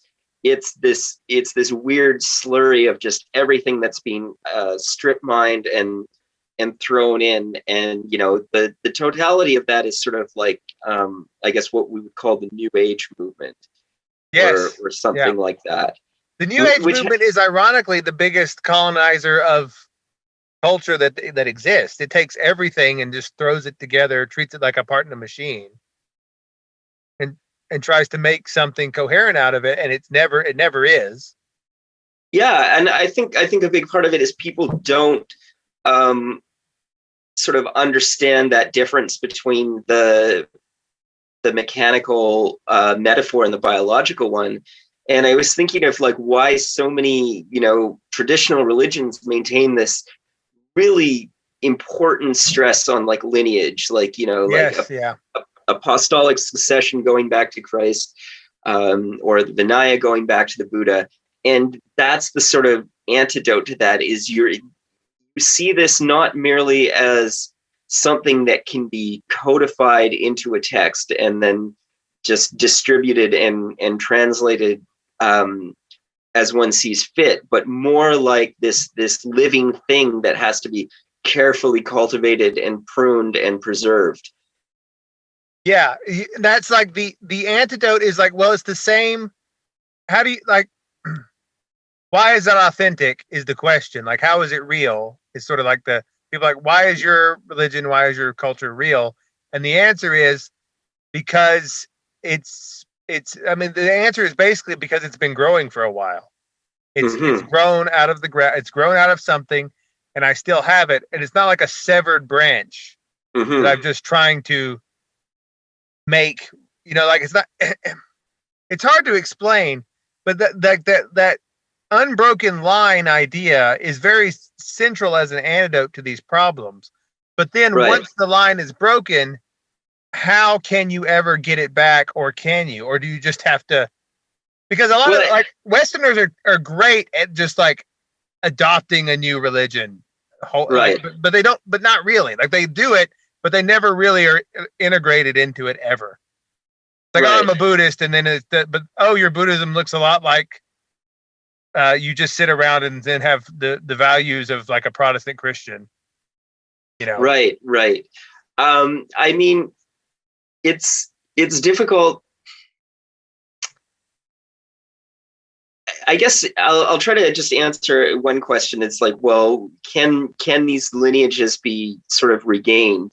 And I mean, the answer is kind of seems to me to be, well, not without some kind of like living saint, basically, right? Yes. Like if you stretch these back to like where they begin, that, you know, it begins with a kind of saint or a prophet or someone who is especially gifted enough to be a kind of conduit for this strange otherworldly thing. And of course, part of like modern Western hubris is that most people just think, oh, well, you know, I could do that, right? You know, it's like, I can just be my own saint or guru, or I can just achieve enlightenment or whatever, like no problem. And you know, that doesn't work very well. There's no, and of course, there's no shortage of just sort of like manipulative sociopaths out there who are presenting themselves as exactly that, the kind of people who can start a new lineage ex nihilo, and preying on people who are kind of like hungry for this meaning, but also maybe on some way aware that they're not going to make it on their own. Yeah, because I think that's the reason like cults have had such draw like in the 20th century, is because people want a connection and they somehow intuit that they're going to need some person greater than them to bridge the gap from where they are to the unbroken connection. They're going to need some sort of guru, and they don't have it, and they can't do it themselves, so they just latch on to people that it claim to, often to disastrous results. Yeah, I mean, I think that's fairly accurate. I'm sure that happens fairly often. And I mean, sometimes also that's sort of like drifting from thing to thing, hoping that this is going to be what fills the void, happens without even a charismatic leader or whatever. Hmm. One of the big sort of culprit, I wouldn't even say one of the more destructive ones, because I don't think it's that destructive, but one of the sort of big culprits for trying to create lineage kind of ex nihilo is neo-paganism, right? Where for sure. Mm-hmm. I mean, that is just, they're like, well, we'll just wear Odinism as a skin suit and grow beards, and we'll stand around, and then it'll be. I don't think it works for them. I think they're trying real hard, but I don't think it is. And I sort of admire their attempts, but it just doesn't seem to be holding for them. I can't speak for them personally, but it doesn't. You can't just jump back and pretend like the Christianity of the Christianization of all your ancestors didn't happen. Yeah. So if there's like if there is any kind of like living, European paganism left at this point, it probably doesn't look like all of this sort of, LARPing or whatever. It would probably look something like a heretical folk Christianity. Yeah. Which is, if that makes any sense. Yeah. Which is very common in the world. Like, that's what I was talking about. Like, most of Mexican Catholicism is that.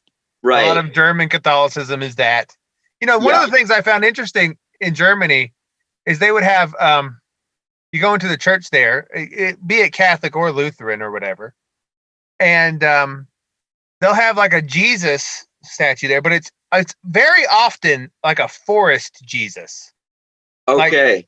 Like it'll have like pine branches on it or something, and it's like, I see what you're doing here. It's a little bit like it's a little bit like the sort of pagan tree worship is sort of come in the back door. Mm-hmm. And you see that in Mexico. Like, there are churches in Mexico that have like the Aztec serpents carved at the top of the ceiling. Right. Much like you might find gargoyles on or these pre-Christian monsters adorning cathedral, towers. Right. So I think you're right. I think that if there is authentic, like, European or otherwise paganism left in the world at the moment, it's mostly surviving in these sects that you wouldn't even call it that. Mm-hmm. But does that make it less?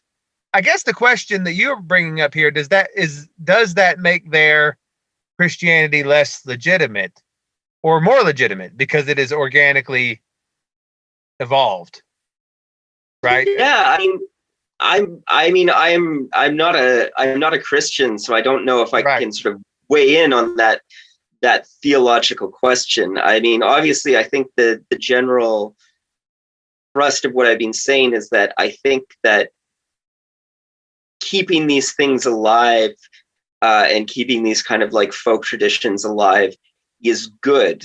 One sort of theological answer that I read recently on Twitter, so this isn't even like a primary source, but somebody was talking about kind of C.S. Lewis's view that like Christianity was paganism plus. So, it's that all of these kind of pagan religions were really just doing the best they could and kind of getting it, but they couldn't just really quite nail it. They couldn't just quite come into themselves until Christ came, until Christianity came.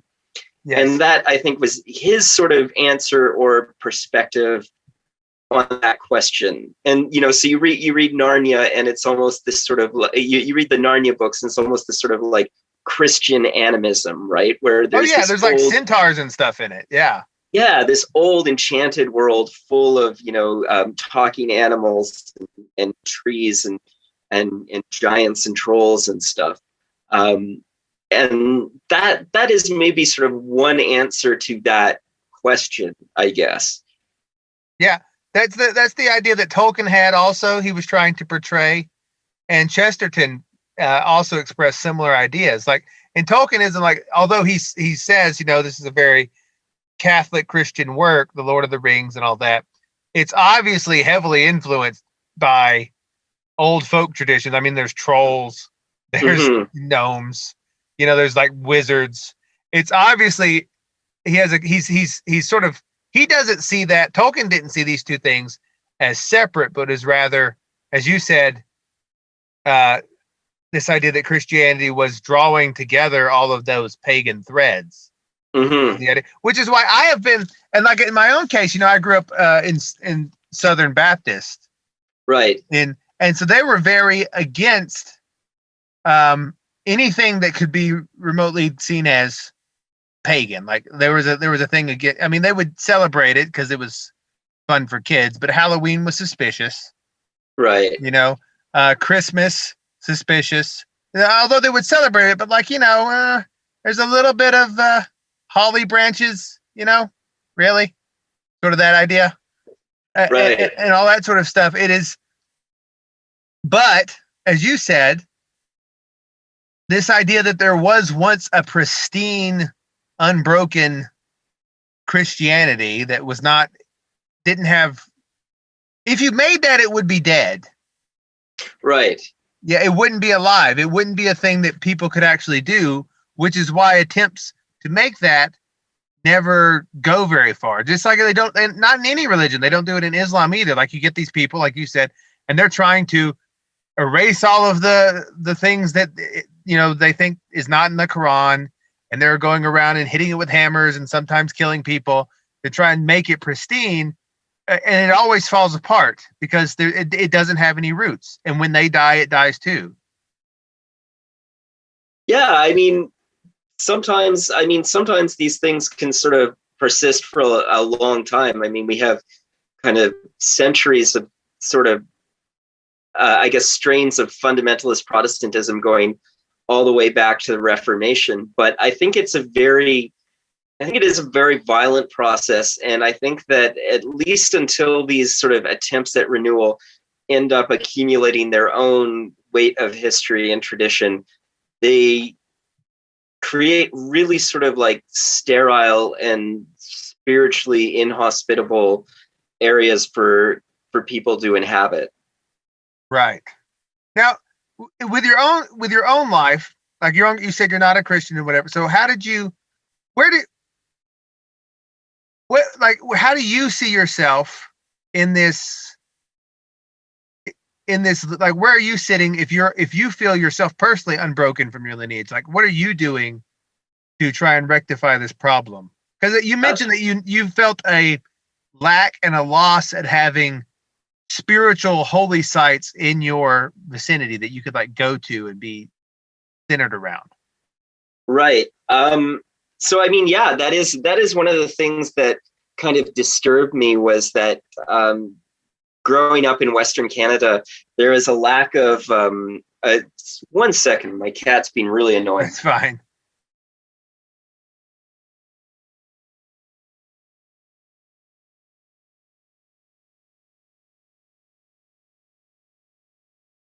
Sorry about that. I guess you can edit that out or leave it in. No, we just leave it in. We just call that a cat pause. It happens fairly often. Cat world. There you go. Yeah, like in Canada, you don't have holy sites, right?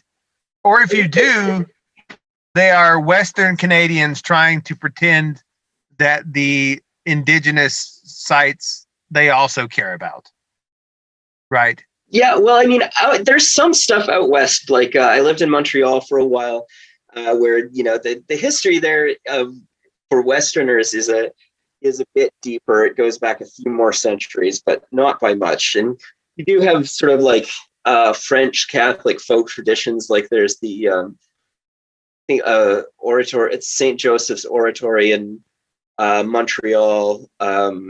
And stuff like that. And but in Western Canada, and of course, in Western Canada, you do have people who've been living here for, oh God, probably for tens of thousands of years, who did have their own, like very deep spiritual geography and all that, but it's not really accessible to you if you're not, if you're not native.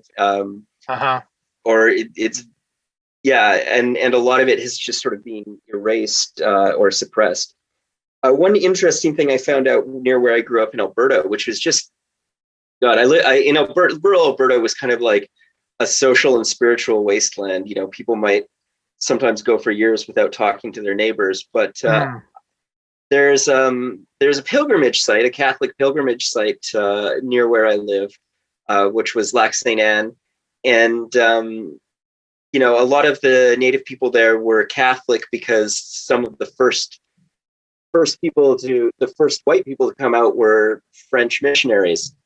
And I discovered that actually one of the stories about this lake was that there had been a lake monster there, kind of like malevolent spirit. And of course, one of the first things the priest does is he comes along and he, I don't know if it would be an exorcism exactly, but he does some kind of ritual or sermon or liturgy to demonstrate that Christ has power over unclean spirits.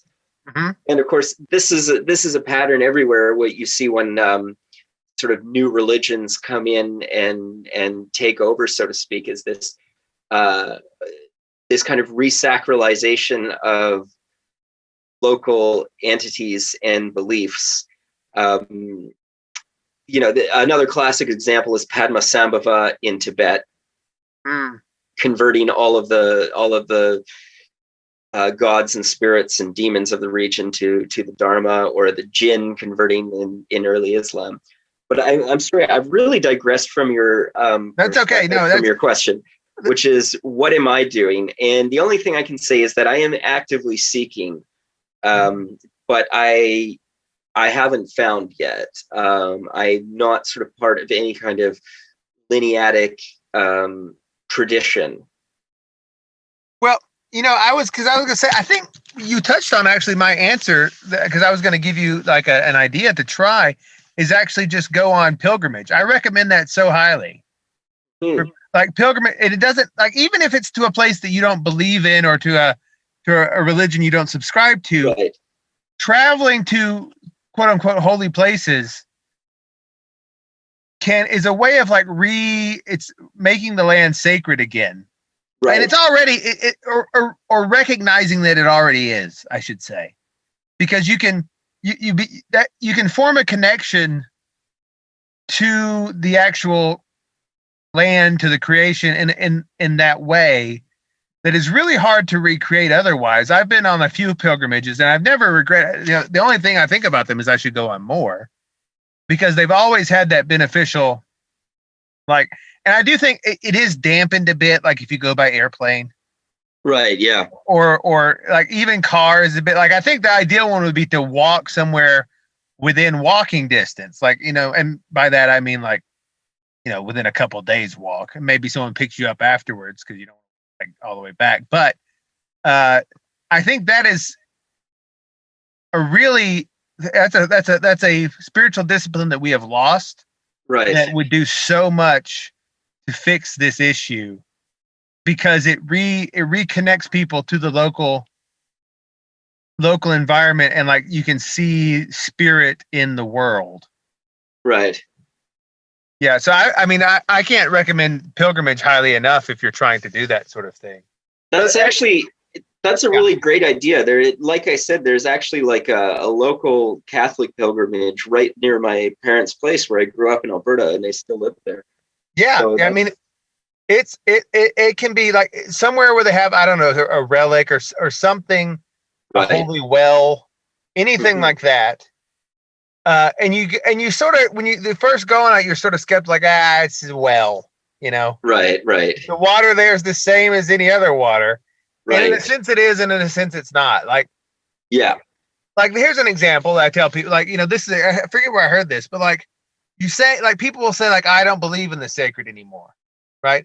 Okay, but say I give you a sword, right? And it's a sword, but and then I give you a sword. Here's the sword used by Alexander the Great. Right. And it feels different, right? It's like right. It carries a spiritual energy. And even if you recreated it perfectly using modern technology and you recreate, it wouldn't be the same as like the actual thing that he held. Exactly, because some things are just not fungible. Right. Some things are non-fungible tokens in the actual world, you know, right. and so there is like, they carry a spiritual weight, even if you say you don't believe in it. It's like, or if you had like George Washington's coat, right? like, oh, this is a special thing, you know. Even if you could remake it perfectly, all the flaw, you know, it still wouldn't be the same. And that's how it is with these holy wells, these holy sites like that. They carry something that's very hard to describe. Yes. Absolutely. And I mean, there's a deep human intuition that that's the case. And that's one of the reasons why, these kind of collectibles that are associated with certain people or certain events have such a power, such a high market value, or, why nations in the past have literally gone to war over the possession of relics. Yes. And then the rationalist will say, but that can be so easily faked. And they're right. Like, there's a saying among like some Catholic circles is there's enough pieces of the true cross to build a bridge out of. Right. Yeah. You know, like people are like, oh, this is a piece of wood from the actual cross of Jesus. And there's so many of those claims throughout the world that like if you added them all together, you would get much more wood than would have been used for the cross. So they can't all be true, yet somehow they still function. Right. And and that is like rational to be like, well, let's see, it's all fake. But then you're like, yeah, but there's something. It's very hard to nail down how it's working, but it does. Yeah. Yeah. And of course, it's much harder to fake with a geographical site. Exactly. That's why it's nice. Than it is, with a physical artifact. Right. Because a bone could be, you say it's the bone of a saint, but it could be anything. Right. You know, like you have no way of knowing. In most cases, in some cases, I guess you do. But yeah, like for like re-sacralization of the world, like pilgrimage is probably, I think, the number one weapon. And if we could get more people, like I had a wild idea that we needed to somehow promote this some years ago. Like because I was like, people need to, and even the pagans you were talking about, like neo-pagans, mm-hmm. A lot of them that I know personally, they will go on pilgrimage to Christian sites because those are the only like really traditionally holy ones in their area. Right. You know? And so when they go there, they will still feel a connection, even though they may say like, oh, this is just the spirit of the well or whatever, and not like Mary of the well or something, whoever's claimed. And and even saying that, it does like it sounds sort of silly to the rational parts of our mind that have been trained in this way, like, saint of the well. Yeah. And yet it sort of works. Yeah, absolutely. I mean, I've been I've been a bit of a homebody during the course of the whole pandemic, so I'm not able to do a lot of traveling at the moment or in the foreseeable future. Yeah. But I have tried to sort of explore as much as I can in my local area. And so, one of the things I try to look out for is old growth, for example, is one of those things. Because there is something very different, about being in the presence of maybe a tree that has been has been standing longer than your ancestors have been on the continent, say. It's a very different kind of experience. Well, here's a great one that's very like this can be sort of a pilgrimage, even though it's not connected to any like religion. Is one of my favorite places on the continent is the redwood forest with the tree General Sherman. Right. I don't know if you're familiar with that one. I'm not actually. It is I don't know. I don't remember. I think it is the tallest redwood. Oh, wow. Okay. Not the heaviest. And you go there and you stand in it, you stand before it, and it's like, this tree is 5,000 years old. Oh, wow. And so you can like you can like touch it and you're like, here's a thing that was like 1,000 years old when like David was king of Israel already. Wow. And so that's incredible. Just touching it is like you're a connection to something much larger. It's like a way of touching infinity almost. And it's been alive this whole time. It's been alive this whole time. It will probably be alive for 1,000 years more if people don't cut it down. Yeah, hopefully. One would hope. I mean, and so you really feel like, oh, I see why they would have like a world tree, because this is a embodiment of a thing that sort of has its roots back not only on the earth but back into time. And so that's how this would get started. Like, this is how people would conceptualize of like the world tree, the tree of the universe, or whatever. The tree, which is also in Christianity, you know, the tree of life, the tree of knowledge of good and evil. It's all arborocentric. Mm-hmm. I mean, the Bible begins and ends with the same tree, you know, the tree of life, and then it dies, and then it comes back in Revelations. And so it is sort of, you could see it as a very pagan thing in that way, because you're getting back to a garden, back to nature in a way. Like you lost nature in the Garden of Eden, and then you get back to a harmonious relationship with it in the end. Bookend of the Bible. But yeah, like that. So as like a very secular sort of pilgrimage site, just to start, some of these like great geographical things like General Sherman or the Grand Canyon, things like that can serve to be like, oh, right. Like if you go to the Grand Canyon, you walk down to the bottom and you swim in the Colorado River, you're like, this thing has been here for a long time. Right. Yeah. You know, and you just feel a connection. Like, I'm in eternity for a minute here, you know? I mean, one of the craziest ones that I remember reading about on the internet, but they discovered that basically they discovered a Neanderthal religious site in France. Wow. Which I thought was absolutely fascinating. And, you know, when I first went to Europe, it was all about squats and riots. But if I go back, it's going to be about cathedrals and cairns and cave paintings and stuff like that. Maybe not too many museums, which I'm not a big fan of for reasons that I've written about. But yeah, the museums feel creepy. It's like they rip these things apart. I mean, I am sympathetic to that. That's a very sort of like, you know, progressive, like extreme left wing point of view. Like, oh, you stole these things and now you're putting it. But yeah, but they did though. You know, it's like, and now it looks a little weird when you just have them on display in sort of this like, look at these. They don't mean anything outside of their context. Yeah, they're like, you know, like severed body parts or something. Yeah, they are like severed body parts.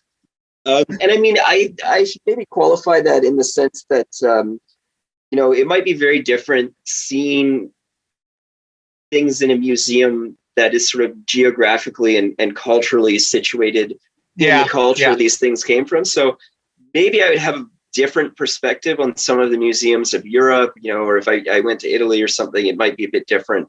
But, you know, like seeing a Viking sword in rural Alberta, it's just like, what is this? Why is this being done? Right. You know, what's the point? It feels really off and very grotesque. And I think that's why, like here in the U.S., I don't know if it's the same in Canada, but here in the U.S., a lot of people of very questionable authenticity try to claim that they are Native American in some way. And it's like, you know, maybe, but they can't really prove it. They don't have any, you wouldn't tell it to look at them. I think most of them are probably just been told that by their parents, but they're trying to connect to the land that they're in a way that's more than like a couple of 100 years ago. And that's why they're driven to believe these things about themselves, even though they're probably not true. Like to my knowledge, I have no Native American ancestry.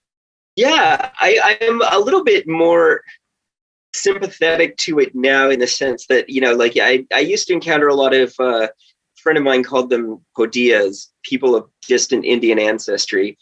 And I used to kind of like roll my eyes and think this was being done for sort of like oppression points or yeah, I did too. And now I'm a little bit more sympathetic to it in the sense that it's like, well, no, I think it is a different feeling. You know, this idea that, oh, my ancestors have actually walked this continent for thousands of years. And as opposed to the small handful of centuries or whatever. I mean, as far as I know, my roots on this continent don't go back much more than a century. I could be mistaken, but I mean, does that make a difference for these people to know this? Maybe it does. I'm really not sure. I can't say. But I do think that it does maybe have its origins in something other. Certainly in some cases, it's a cynical kind of like ploy to, sort of like cast themselves in the role of an oppressed people or whatever. But, they want oppression points. Yeah. Yeah. But not always. But maybe sometimes it is also a sort of like trying to root themselves in this continent that they find themselves in that seems to have such a shallow history sometimes. Yeah, 100%. In fact, like I know for a fact that one half of my ancestry, my mother's side, is extremely recent. Like my mother was born not in America, right? So that half of me has not been here any time at all. Mm-hmm. And my father's side is only a little bit longer. Right. But I think I sort of felt that maybe. And one of the ways I did it was, like I said, I spent a little bit of time like in the desert, like the American desert. And like that was a way of, I don't know, there's something there. The desert for me is sort of like a holy place. Like you go there and in the middle of the night, you're alone. In absolute darkness, and the sky opens up before you in a way that cannot be seen anywhere else on Earth. It's just stars for infinity, to the point where you feel like you may fall upwards. Like there's no reason I wouldn't just be swallowed by this vastness. And then there's the haunting sounds, the coyotes, and you feel like, oh, I'm sort of, and I'm not saying this to like ingratiate myself, but it's sort of like I feel like I am connecting with the spirit of America here. I'm becoming a little bit of a native. Maybe. Right. It's a way that it does work like that, and it doesn't have to be the desert. It could be like, but that sort of stuff, like just spending time going deep into the nature of the place that you live, far away from people. You can connect with it in a sort of like, Native American way, I guess, that they talk about. Yeah, I mean, part of it is I am trying to learn more about, both the plants and animals and also the traditional cultures of the place that I inhabit. I have one good friend who's gone much further down that route than me. Like I was chatting with him the other day about a bird identification thing, and then he started talking to me about how he notices when the family of beavers that live near him have a bad day, and he's seen them snap at their kits and stuff like that. But there is something really, you should treat your local bioregion as something like fungible that you just pass through on your way to the kind of like sameness of the cities, right? Like, if you go to the downtown of most major Canadian cities is astonishingly similar, and if you go to an airport anywhere in the world, it'll be very much the same. And so, trying to really appreciate that specific bioregion that you live in, and also I think having an appreciation both of like the cultures of your own ancestors and also of the cultures of the people who have deep roots where you live, it can be very valuable. It's an intuition I have. It's something that I'm starting to work on. No, 100%. Like you can't just like become Cherokee, right? You can't but there is a way of, like you were saying, the natural way humans have dealt with this for years is to have like a syncretic relationship with who they are and what they've come from, and then like where they are now. And I think people have a resistance to that for many reasons. One, because it feels like could be colonialism again. 2, because it feels inauthentic, because they have a machine model. All these reasons. But if you just sort of let it happen, I think you get to a much healthier place. Yeah, I mean, I'm not. If that sort of thing were to happen organically, I'd be happy to do so. But I don't have a super strong interest in First Nation spirituality where I live. I mean, one of the reasons, of course, is that a lot of the rights that they have that have survived, they guard quite jealously, and for very good reason, right? Right.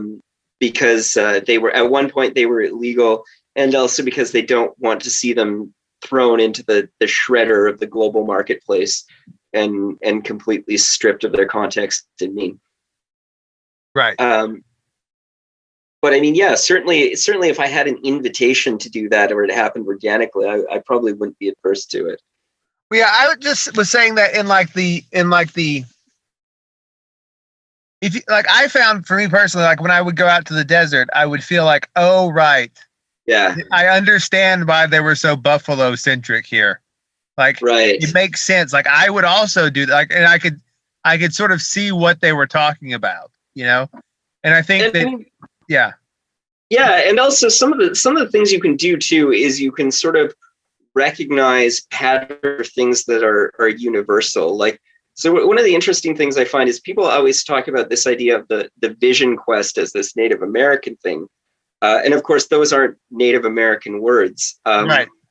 But, the quest for a vision of going out into the wilderness, I mean, that's not specifically Native American. In fact, that's global. Yeah, you read about the old biblical prophets. You read about people like John the Baptist or Jesus doing the same thing, right? That's and it works. Really is the thing. Pattern. If you go out into the wilderness yourself for a long time, it will change your perspective. Oh yeah, for sure. I mean, to be honest, I don't know if I've ever done anything of quite that intensity that I would compare it, but I believe it. Yeah, yeah. And like you were saying, like when you go to Europe next time, you're gonna hit Stonehenge if you haven't been. Oh, absolutely. There's something, you go to Stonehenge, you just feel like it's like, ooh, like there's something there. I don't know what it, but if you're at all spiritually sensitive, you can feel it. And it doesn't feel threatening to like my spirituality as a Christian to acknowledge that that's there. Like, I don't know what it is, but there's some sort of spirit there. I don't know if it's good or bad, but there's something there that you can feel, Yeah, those places. That's all. I had really. Oh, there you go. Go ahead. I had an interesting sort of experience. Yeah, sorry, I wasn't sure if you cut out for a second there. I did. I had I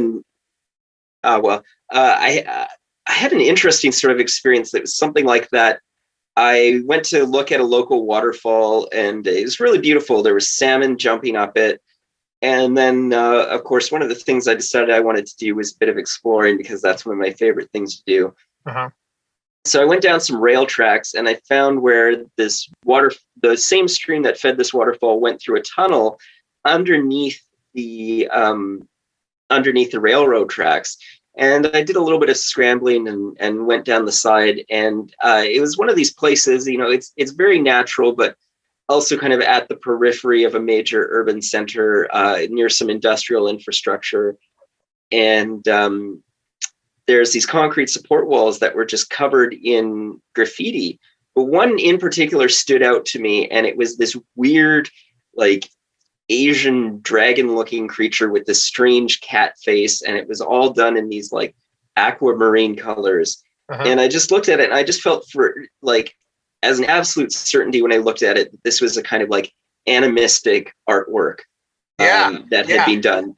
That this was an artist's rendition or homage to the particular spirit of this stream. Yes, I've seen that too. Like I've walked in the woods before and come across people that have built like totems, like just this, like of rocks or and it's like you don't like think about people still doing that today. But if you go on like long hikes, you'll find like people have built like some sort of little shrine to a something out there, Yeah. you know, and it just, people just do it sort of naturally. Yeah, I remember. Yeah, I remember. I lived for a little while in Switzerland, and I would go for walks on the trails nearby because it was a small, like, mountainous town. And yeah, I would just see sort of like little Marian shrines by the side of the road. Of varying degrees of ornateness and effort. Yeah, yeah, it's just something that people do naturally, and I think you have to. People that are in established religions like Catholicism or Protestantism, or they always have a fear of that sort of thing because they are afraid that it will lead to like a loss of important dogmas, or like, you know, if you're but at the same time, a lot of what we consider dogmas grew up in that way, right? And so you have to sort of learn to that's just sort of how it goes. You know, and that's just, and that doesn't mean that what you believe isn't true. It's just that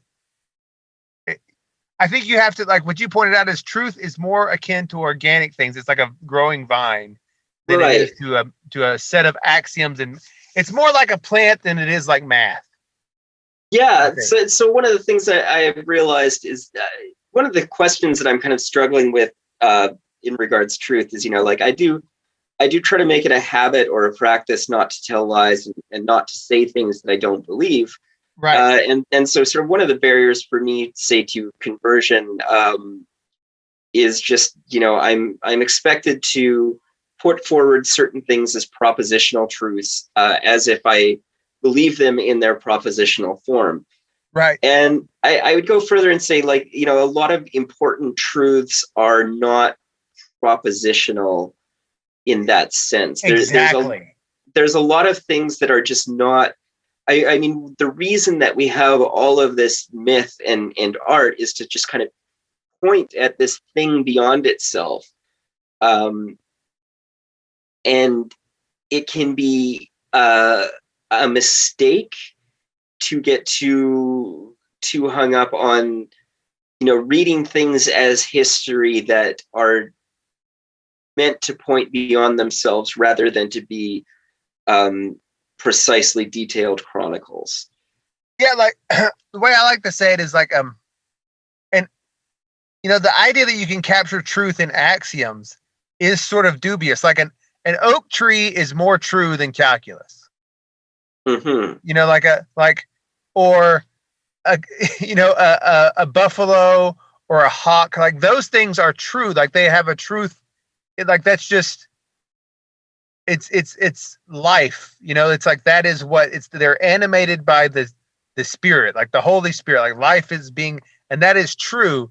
And like these logical axioms that we work out to talk about them are of a secondary order. But people flip that and they try to think that they can capture truth in axioms and words so much. And that's not to say they aren't important but they're always, that's to describe the truth. It isn't the truth itself. Right. Like that's a tool to point to the truth. It's not the truth itself.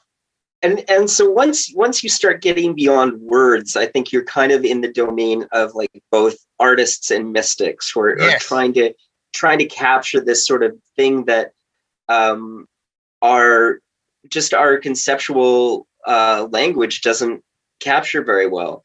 And so, I mean, I wrote about this in another one of my blog articles, but it's like there's been this sort of failure to come up with comprehensive theories of aesthetics and ethics and epistemology. And it's not because there's no, right and wrong or truth and beauty in the world.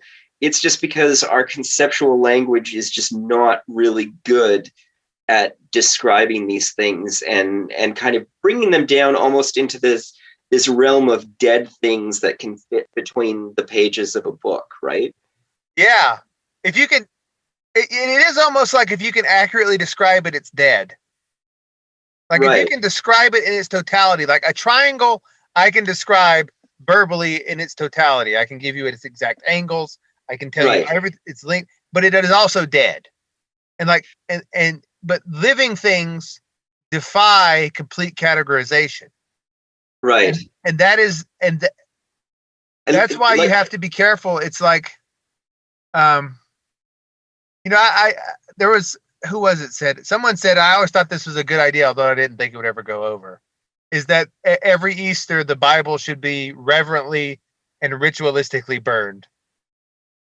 Oh, I mean, here's so you wouldn't be like, this is pointing you there, but this isn't the thing. Like, don't make an idol of this, Huh. Like the Bible is pointing you toward the living thing, but people will make an idol of the words. I mean, of course, one of the things that happens is that it's very hard for a religion or a spiritual practice to scale up and become global without engaging with literacy and formulating its doctrines. Without becoming formalized to a high degree, right? This is one of the things I've noticed actually about the Catholic Church is the Catholic Church seems to be aware of this kind of tension. Yes, I would agree that they are. Where they're kind of realize that if they don't actually have if they don't actually have saints and genuine mystics within their church, they're just going to become this totally ossified, dead, and irrelevant thing. But at the same time, they're they want to keep a very close eye on it. They want to watch it like it was, like these are the nuclear fuel rods in our reactor, and it could just blow up in our face if we don't control it very, very carefully. I think that is the main driving factor behind the changes of the Church of the 20th century in Vatican II, is that they want a living tradition, but they also want to keep a very tight eye on it. And so they want to have it. And it's like, that also doesn't super work. You gotta, it has to sort of be spontaneous in a way, and you just trust that it will fit. Like, that's the act of faith. Yeah. I mean, yeah, I can see that reading European history, you can really watch them navigate that kind of tension, right? Where someone like Saint Francis had 50-50 odds of, or worse, of either being a saint or being burned at the stake. Yeah, right? There were a lot of people that could have been Saint Francis that just, they weren't no, you go to the fire. Yeah, because on one hand, there was this sort of constant spiritual ferment that was threatening to boil over until it finally did in the Reformation, right? Right. But, there were the Beghards and the Beguines and the Cathars and all of this stuff that was constantly threatening to escape this kind of spiritual monopoly on the church. They suppressed it quite violently on many occasions. Yeah. But it did seem to give rise to this realization that people at least sometimes need, you can have a miracle as a treat, right? Yeah. You can have a beatific vision as a treat, and that if they didn't create some kind of space for, these kinds of things and these kinds of people, that they would eventually just die and become irrelevant as a purely, this purely ritual, formalized, formulaic kind of thing. Yeah, for sure. It had to be. Well,